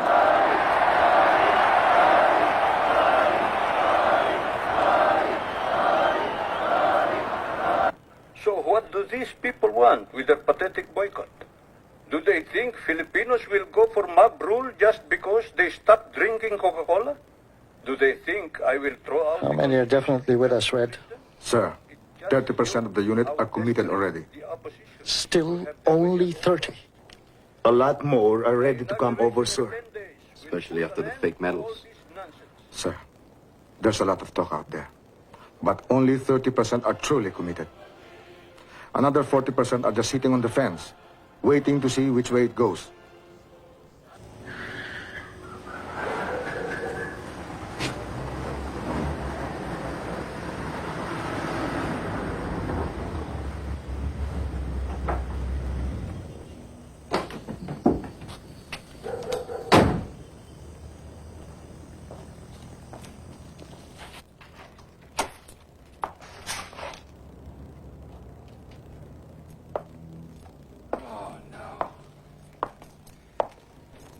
Oh, shit. God damn it.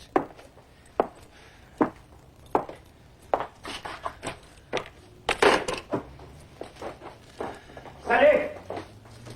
Ben? I just got you. Sally! God damn it. Sally, what are you talking about? I told her to come here and hide. Oh, goddamn.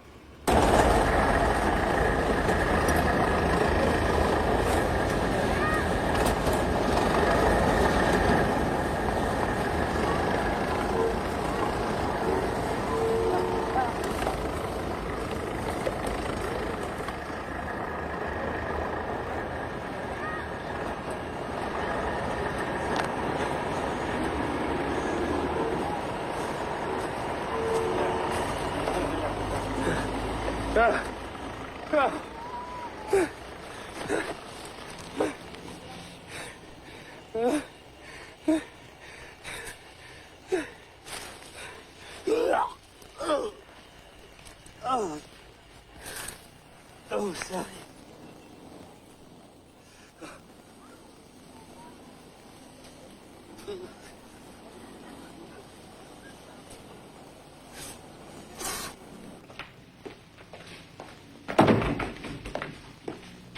Sir!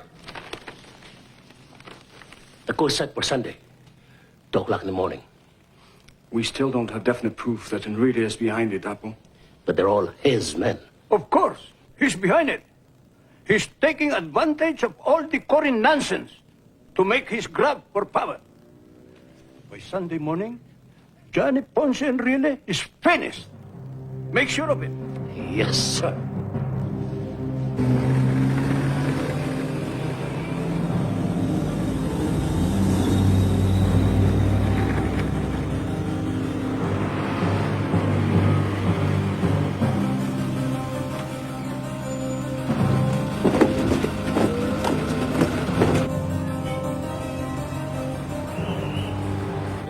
Everybody's doubting the results of the election. Excuse me, Minister. Telephone call for you. Thank you. Excuse me for a while. Sir, 19 of the guards you assigned to Roberto Ompin have just been arrested. Fer has posted 7 battalions outside the palace. He must know. I'm going home. Meet me there. Yes, sir.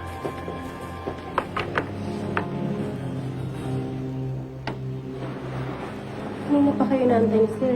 Salamat. Good afternoon, sir. Sir, Fair asked me to a secret meeting at the Bayview Hotel. It's a setup, sir.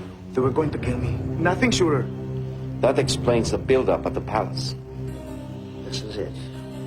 How many men have we got? 150. Look, get all our men out to Aguinaldo. Get as many weapons as you can lay your hands on. Yes, sir.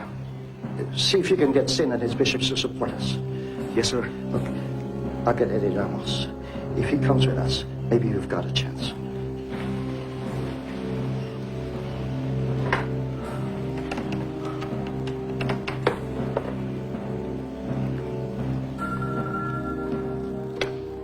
Hello?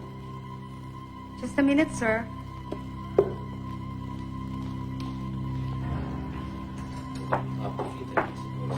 Excuse me. Telephone for you, General Ramos. Thank you.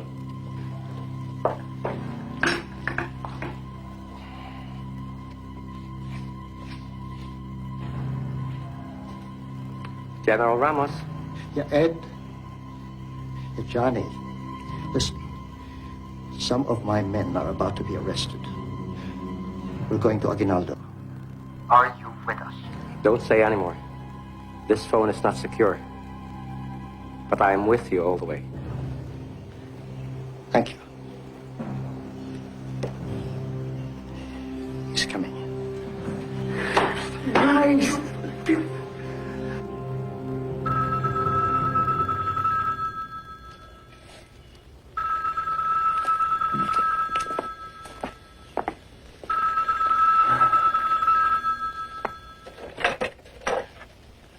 Yeah. Tony. I just heard about Silly. I'm so sorry. Well, thanks. I really appreciate the call. I just can't believe it. Well, they killed Aquino on the tarmac. Young kid with a conscience is all a day's work to guys like Cruz. Can you prove it was him? No. No, he's not that stupid. An unconfirmed report. Just hang on a minute, will you? Several sellers have informed us that Enrile and Ramos are in Aguinaldo and will Did you shortly hear that? announce a break with Marcos. No. Stay tuned in. The defense minister and Ramos have broken with Marcos. They're out at Aguinaldo. On relay, he was rigging votes for Marcos 2 weeks ago.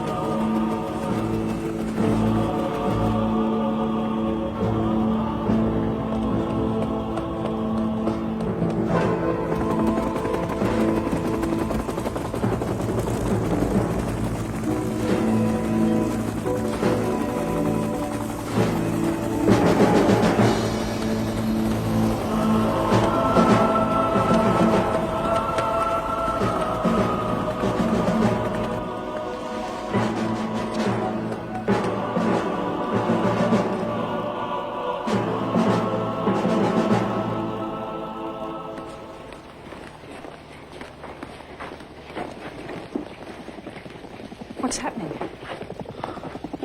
There's 300 of us in here. There's about 10 battalions of them out there. They've got tanks and heavy artillery. We have nothing but small arms. We're as good as dead. Well, if you don't stand a chance, then for God's sake, surrender. They'll wipe us out. And then the whole country will be up in flames. So when they come for us, we'll fight.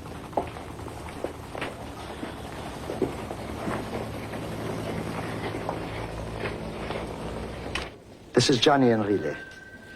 I just called to inform you that Ramos and I have broken with Marcos. I just heard. The situation isn't good, so any help from you would be appreciated. There's not much I can do, except pray. Even that would help. Ramos and I are fighting this to the death. Good luck.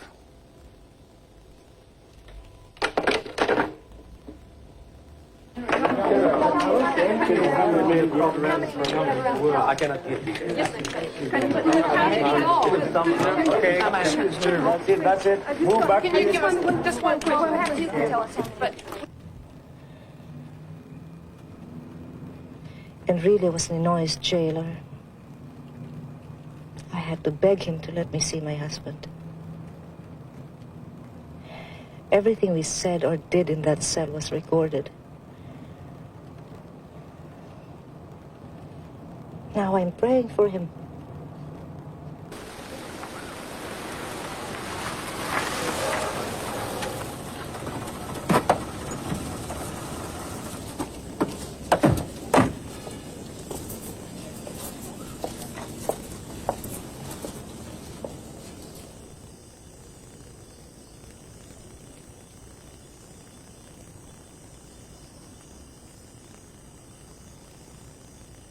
The president of 1986 is not the same president who we pledge our loyalty to.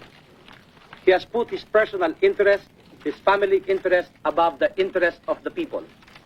Therefore, Look at I would them. like to appeal to all the They try to make heroes of themselves. They're traitors. They tried to start a revolution and they failed. I should have stopped Enrile years ago. And Ramos is your cousin. Your cousin! He's a weak man, a totally weak man. He's against me for years. Wipe them out.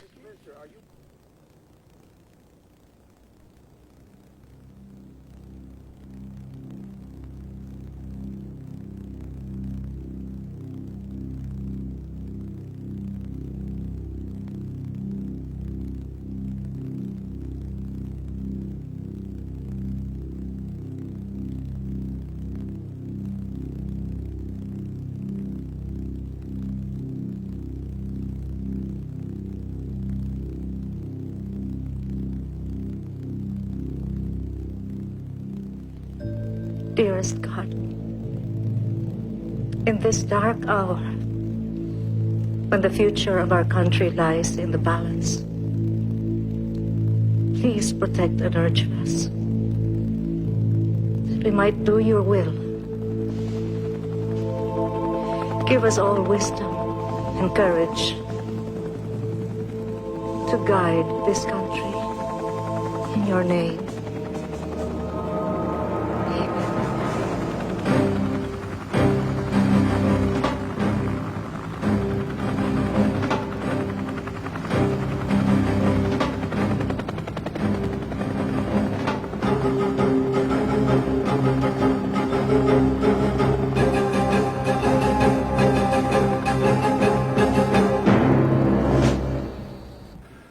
They have no forward defense or no real possibility of establishing it.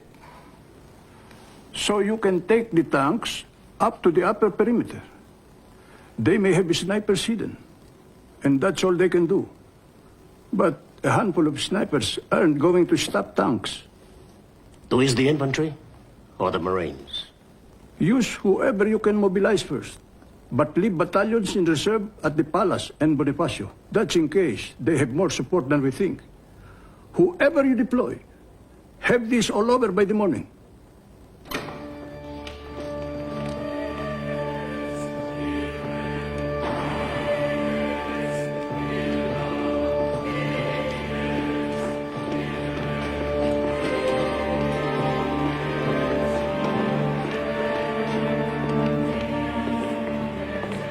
Have you heard the news? Yes, I've just been told. Enrile has been trying to reach you. Your Eminence,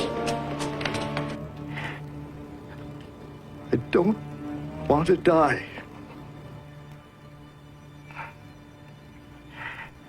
If possible, do something. The order to smash us has already been given. Your Eminence, please help us by calling the people to support us. Okay, Eddie.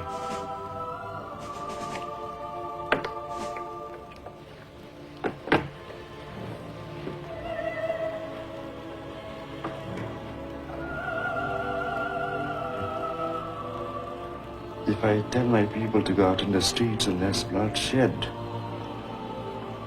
then I go to God with that blood on my hands. And now, what will you say to God if you do nothing? Marcos will fire into the crowds.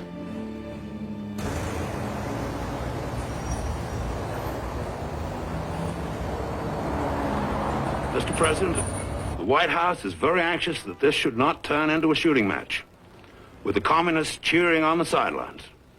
It's hard to negotiate with traitors who plotted your death. We have every justification to crush them. We are very disturbed to hear that, Mr. President. The White House is very anxious to have this settled by negotiation.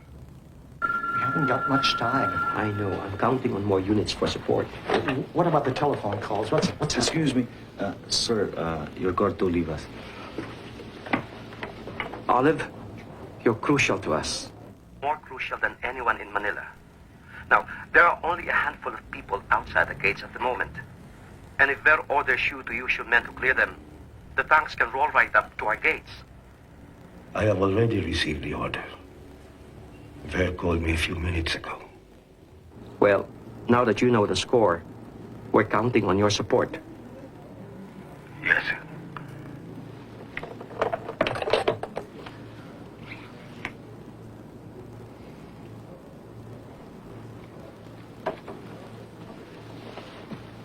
I think Olive will stall. For how long? We'll just have to see. In the meantime, I think I'd better move across the road to Camp Crame and check on the defenses there. They could hit Crame first. Yeah. Gringo can handle things here.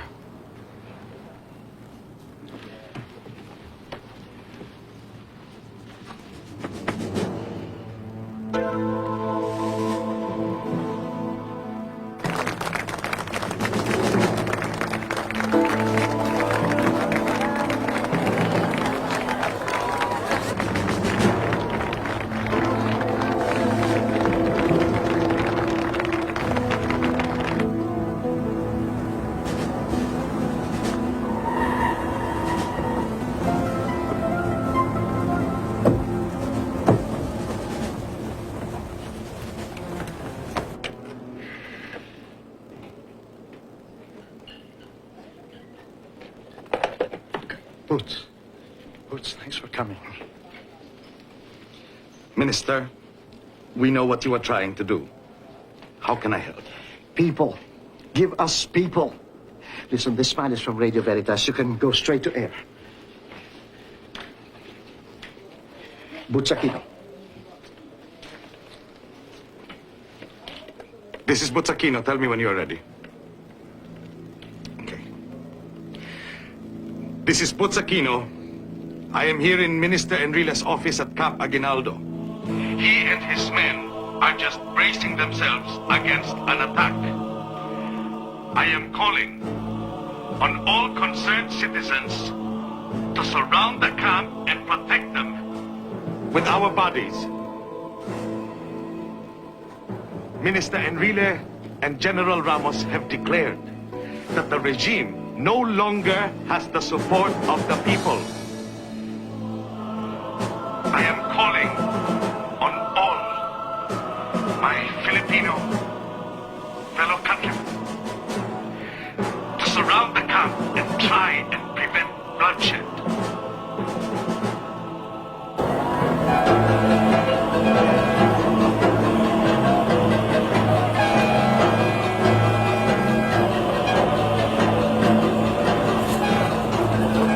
Go to Camp Crame and Camp Aguinaldo.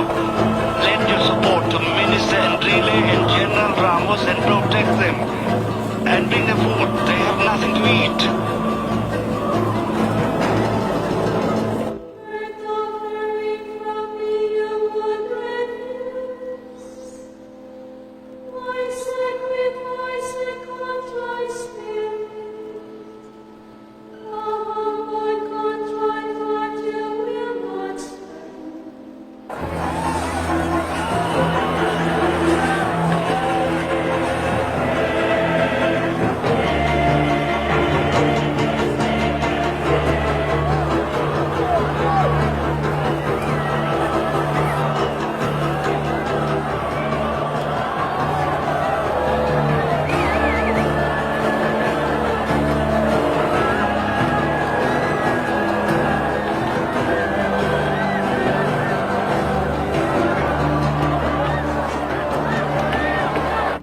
As soon as the civilians are clear, get ready to attack the camp. Perhaps, sir, it would be better if we talk to them first so we can assess their position before we attack. As soon as my broadcast is finished, get Enrile on the phone. I want to talk to him myself. This is the Radio Veritas news update. We are receiving reports that Have Radio Veritas put out the air. Yes, sir.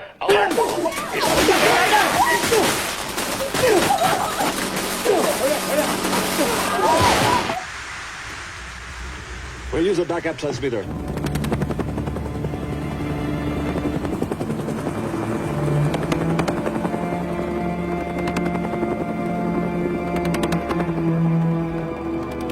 Just hours ago, this highway was crammed with Filipinos intent on change. Called to the streets by their cardinal, tens of thousands of people fill this stretch of Epifanio de los Santos Avenue, EDSA for short.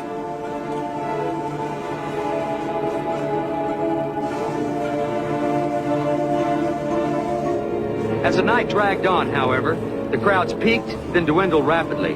The soldiers, led by the defense minister and General Fidel Ramos, want the people here as insurance for their bid to oust Ferdinand Marcos from power. That may be asking too much. The renegades say they expect a loyalist attack. The several hundred people still here now are afraid. Flesh against tanks is no bargain. This is Tony O'Neill from Manila. Man. You think it's over? I think it could get bloody. Are you staying? Yeah. Yeah, I want to see the son of a bitch finished. Let the people of the Philippines be assured that these pathetic appeals for me to step down will not influence me. I have no intention of resigning. I might shortly unleash artillery attacks on the rebel that will finish this problem for good.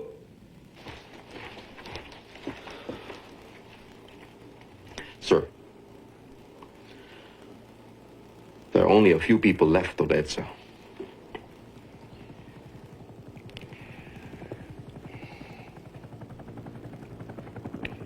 Some were bastarded to death 3 days ago. But now where the hell are they? To faithful everyone, this is Cardinal Sin speaking. I would like to appeal to all our soldiers and our people never to use weapons to hurt any of our countrymen. Dear soldiers, your duty is to protect the rights of our people. General Ver, if you're listening to me, may I request you for the love of God to stop your soldiers from exercising any form of violence against our people. Fabian, I thought the president told you to get Veritas off the air. I did, ma'am. I don't understand any of this. When the mountains can be moved, maintain your spirit of love. Pray that we may come to a peaceful solution in our crisis.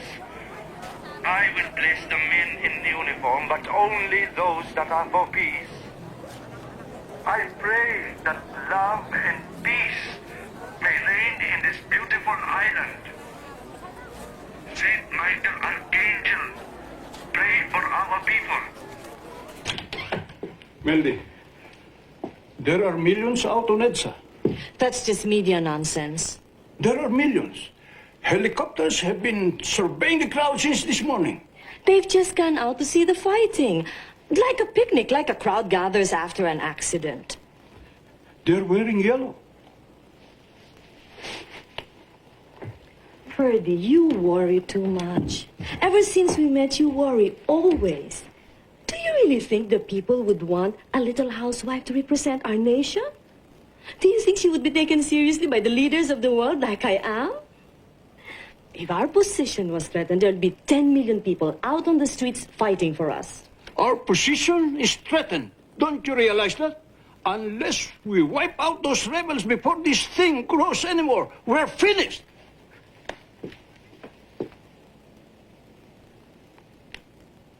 These shoes are too low. Wala na kayong tinupad sa lahat ng utos ko. Pati ko naman, hindi ba sinabi sa'yo na dapat? I ordered you to move on the rebels. Now move! Wipe them out!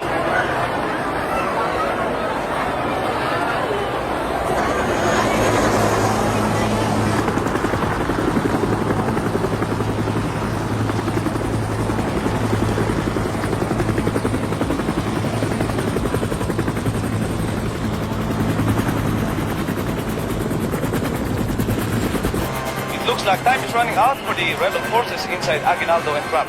A large convoy of tanks, armored personnel vehicles, and troop carriers is moving past our vantage point here on EDSA, heading toward Ortigas Avenue. A helicopter just flew over and landed not far from here in a vacant lot at the corner of Ortigas and EDSA, where it looks like a staging area has been set up for loyalist troops. I can't estimate how large the attack force is, but this convoy seems to stretch for miles. Many people have started to move over to the vacant lot and are now surrounding the troops. People are singing, girls are giving flowers to the soldiers, nuns are saying rosaries. The party soldiers look confused and don't know what to do. What's up, please? We are all Filipinos!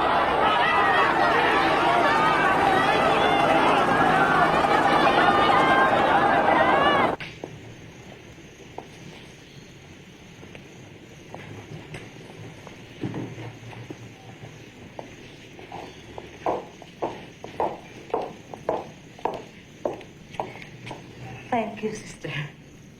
Cory, there are rumors all over Manila that a hit squad has been set up to assassinate you. Manila is full of rumors. And some of them are true.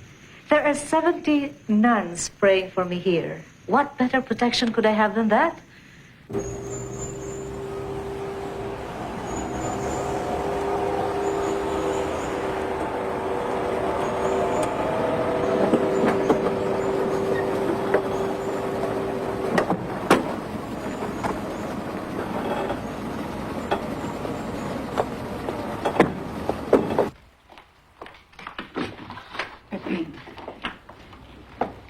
Cory, they feel it would be safer for me if I stay with you.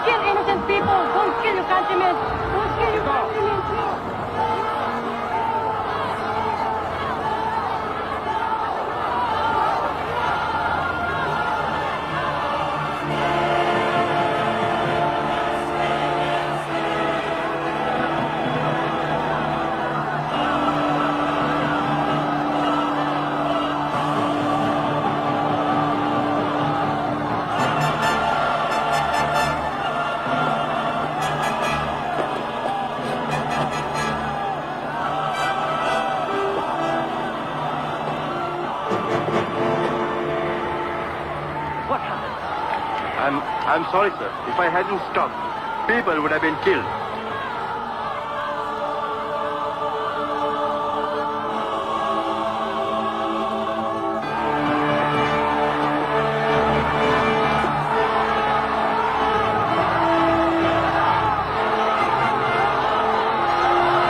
Will you please clear a path?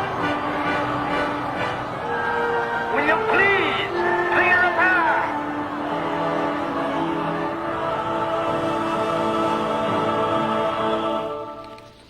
Sir, Tadiak cannot get the crowd to move. He's been stopped? Yes, sir.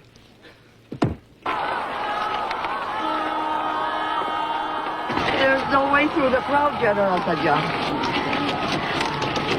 If you go further forward, you'll have to kill your fellow Filipinos.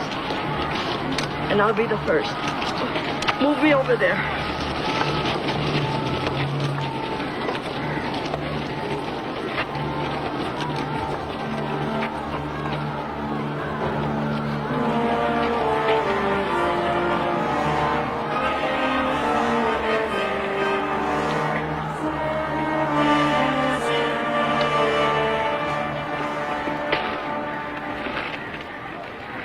I'm an old woman. And I may as well die for my country as any other way. Hail Mary, full of grace, the Lord is with thee. Blessed art thou amongst women, and blessed is the fruit of thy womb, Jesus.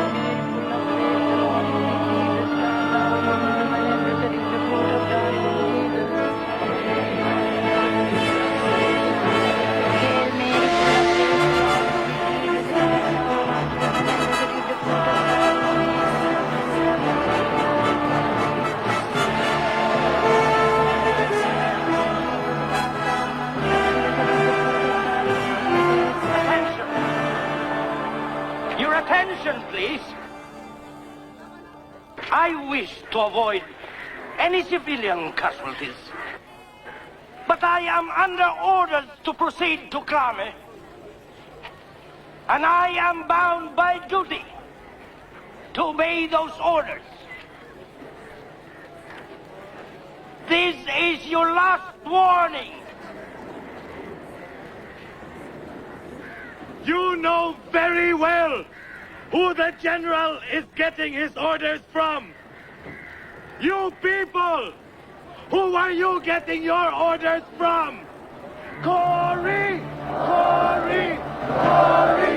Cory! Cory!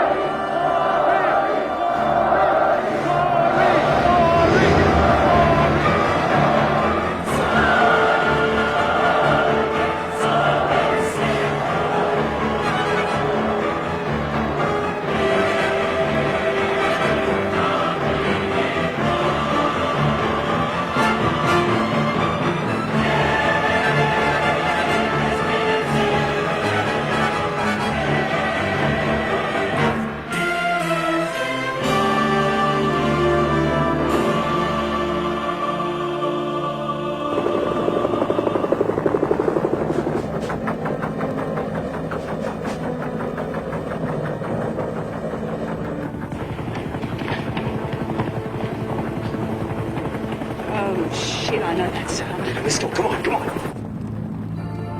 You have made the Lord your defender, the Most High your protector. The guards got them And so tied. no disaster will strike you, no violence will come near No your fighting. home. No fighting. God will put his angels in charge of you.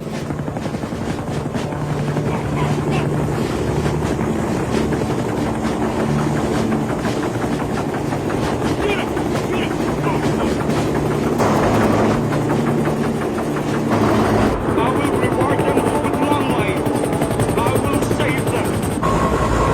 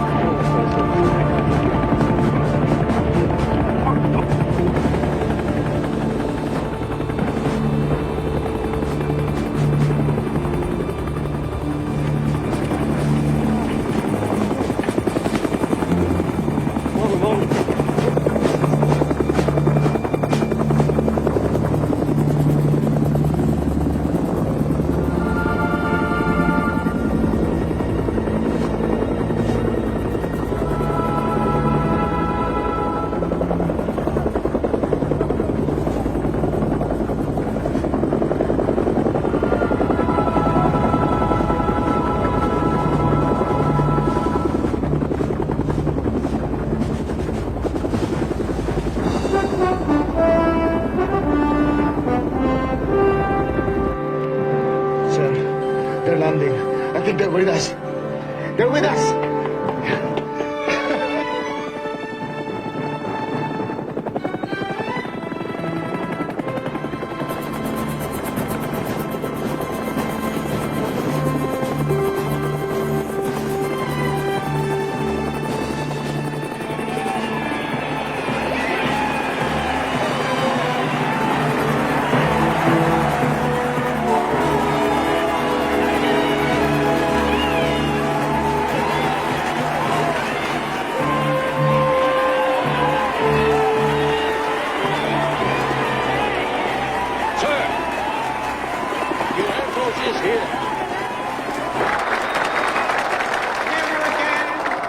In the history of this republic, will there be a tyrant staying in Malacanang?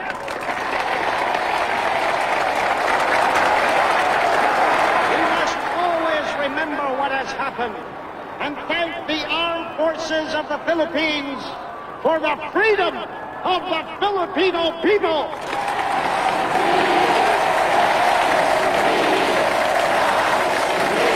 This is Radio Bandido again. We have on our phone line Cory Aquino. Mrs. Aquino? They're ready.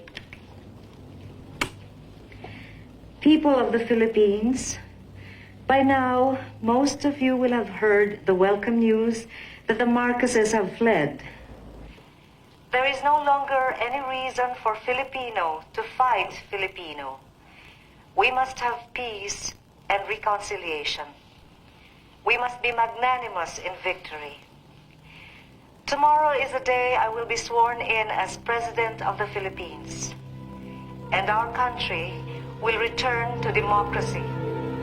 Ladies and gentlemen, you have just heard the voice of Cory Aquino over Radio Manila. And now we will pass to take the oath of office.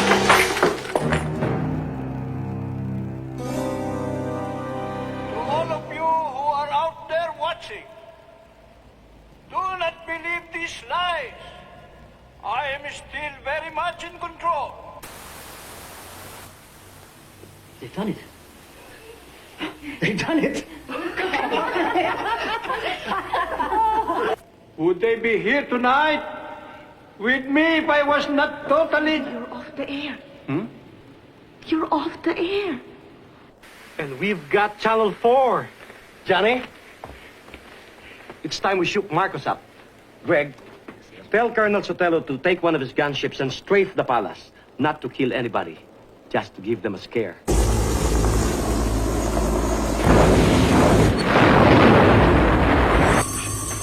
Where did the planes come from?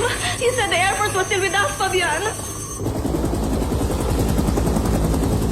Fabian, what's happening? Where did the planes come from? Mercy. What's happening? Where the hell are you? Colonel! Dear Ferdinand, attempts to prolong your regime by violence are futile, and a solution to the crisis can only be achieved by a peaceful transition to a new government. Mr. President, we will facilitate your departure in every possible way. The time has come to go. President Reagan urges you to leave gracefully, to avoid plunging this country into a bloody civil war. I understand what the President is saying, Ambassador Bosworth.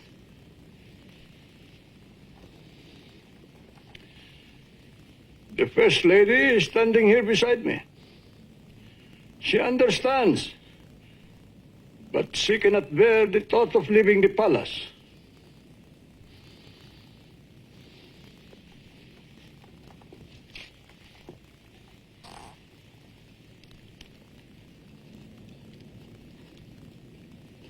Ambassador Bosworth, everything that is dear to me is here. We will make every effort to take as many of your possessions as possible, Mrs. Marcos, but you must start packing now.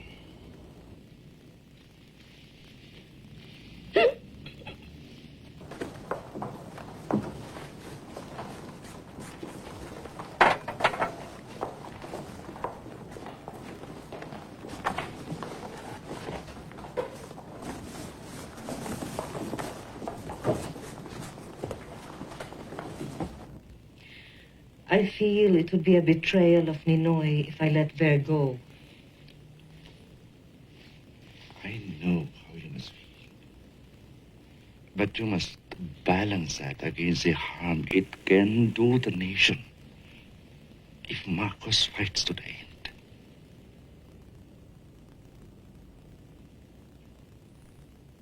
I must pray about that. I must ask God for the answer.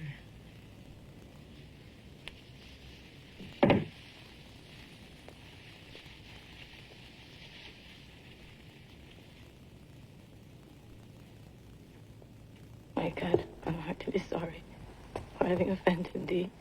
Please, and I detest all my sins, because I dread the loss of heaven and the pains of hell. But most of all, because...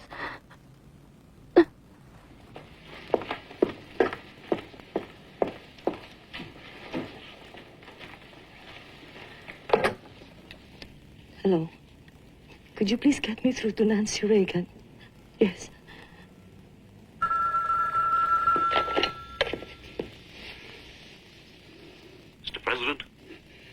Paul, did you talk to the president? Yes, sir. What did he say? He says you'll be welcome in the United States if you see fit to come here.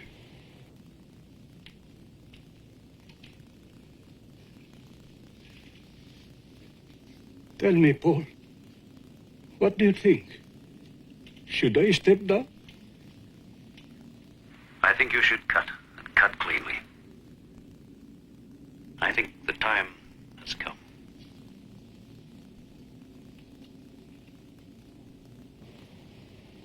Are you still there, Mr. President? I'm so very, very disappointed.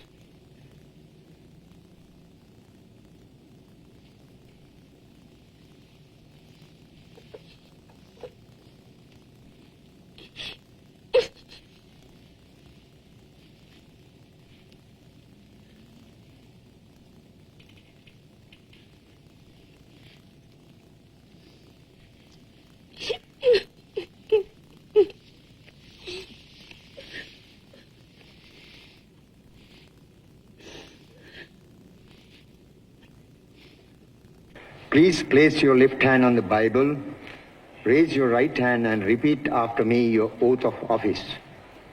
I, Corazon Cojuangco Aquino, do solemnly swear that I will faithfully fulfill my duties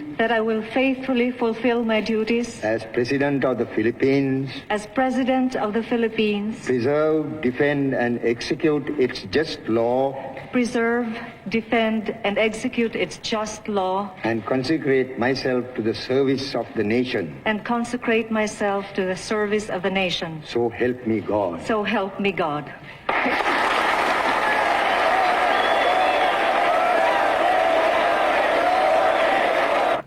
No, I'm not bringing gas. Bring this instead. Do we have to bring all this? Yes. You don't know how much I'm leaving behind. I told you. We should have gone last week. Oh, stop it. I'm doing my best.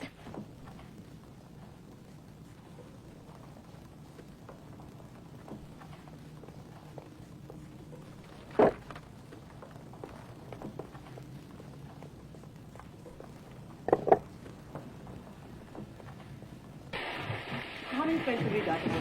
Two.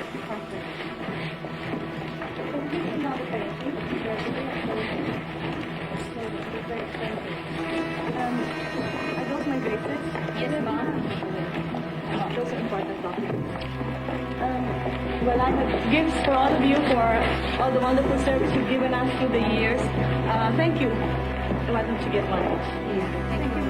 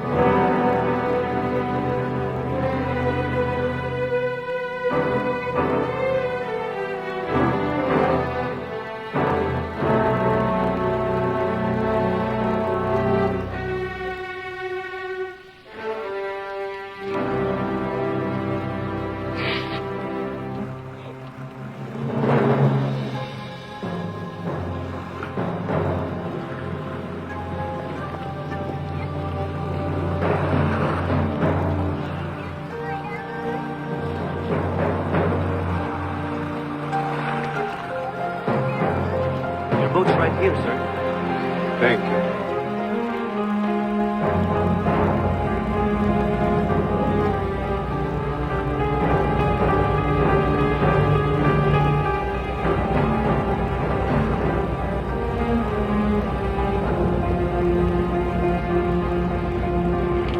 Should have bombed him that first day.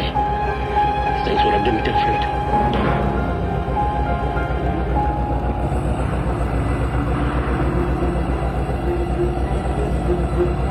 Where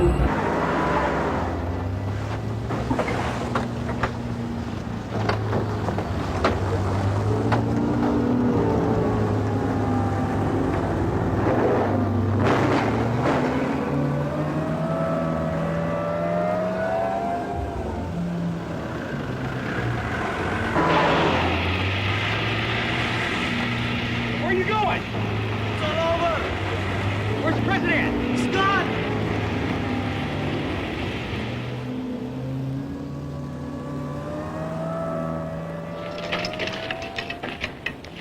Let's go.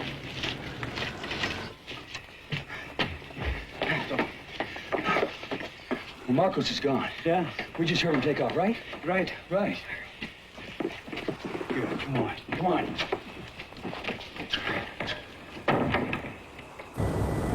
Mike, I cannot go. Look, I only have $200 in my wallet. We're getting underway very shortly, sir. I didn't have time to get my money out of the bank. Everything will be taken care of when you get to Hawaii. They'll be fine. No weapons allowed, sir. Don't fuck with me. Right. Cruz. All right, get on.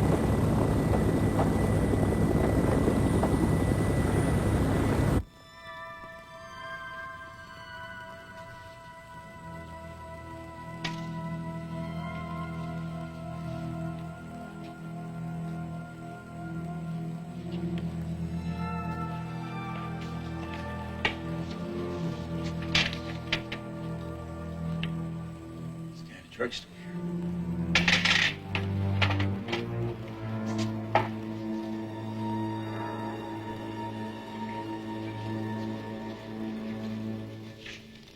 Mom? Yeah? Shoot this one. Rise and Fall of the Third Reich, followed by Aphrodisia's Diary. Time to get moving, sir. This is all very stupid. They will call us back. In a few weeks, they will be begging us to come back. If that's the case, we'll be right back here again, sir. Do they really think that woman can run the country? Do they think so? They'll be begging us to return. Just think of it as a holiday then, madam. Come on, Mama.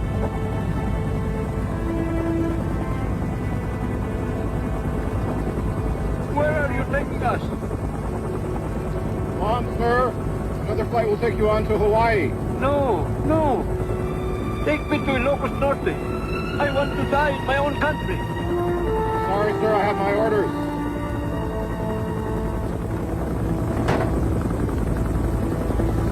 We praise the decision of President Marcos. Reason and compassion have prevailed in ways that best serve the Filipino nation and people. In his long term as president, Ferdinand Marcos showed himself to be a staunch friend of the United States. We are gratified that his departure from office has come peacefully.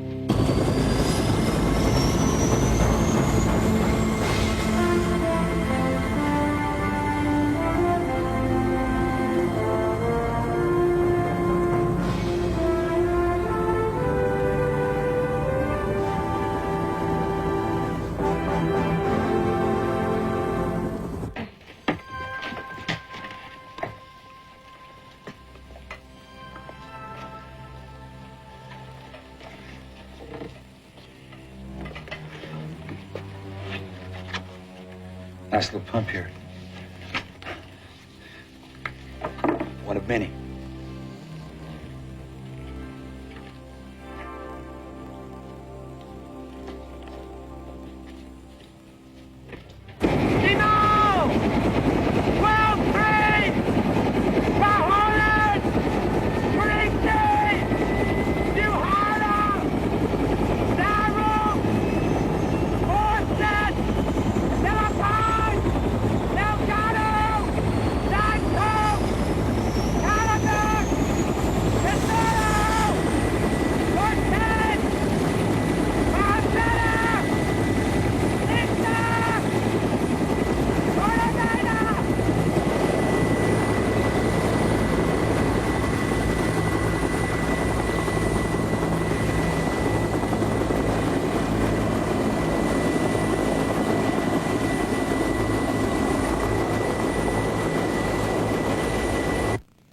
President Aquino, congratulations. I and all my staff wish you the very best. And the President of the United States sends his warmest regards. Thank you, Mr. Ambassador. And thank you, President.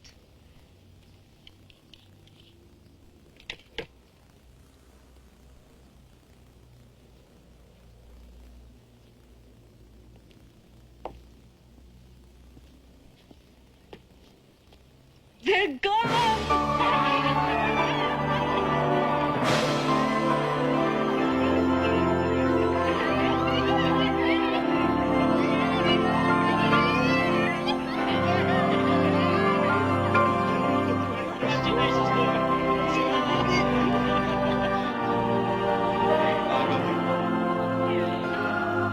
It's late. We better get some sleep. We have a lot to do tomorrow. Sige, mauna na kami. Good night, Mrs. President.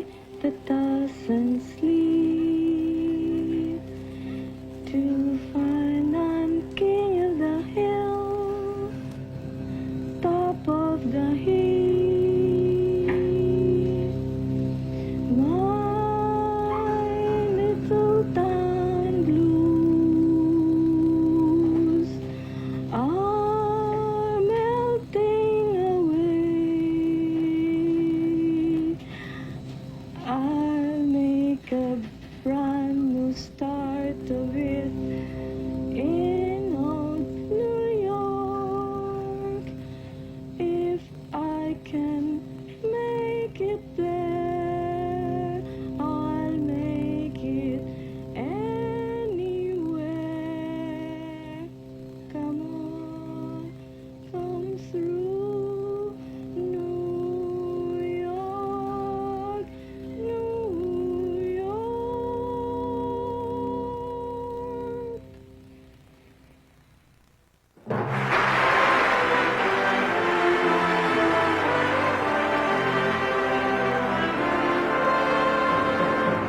of the Congress, it is my great privilege to present to you Her Excellency Corazon C. Aquino, President of the Republic of the Philippines.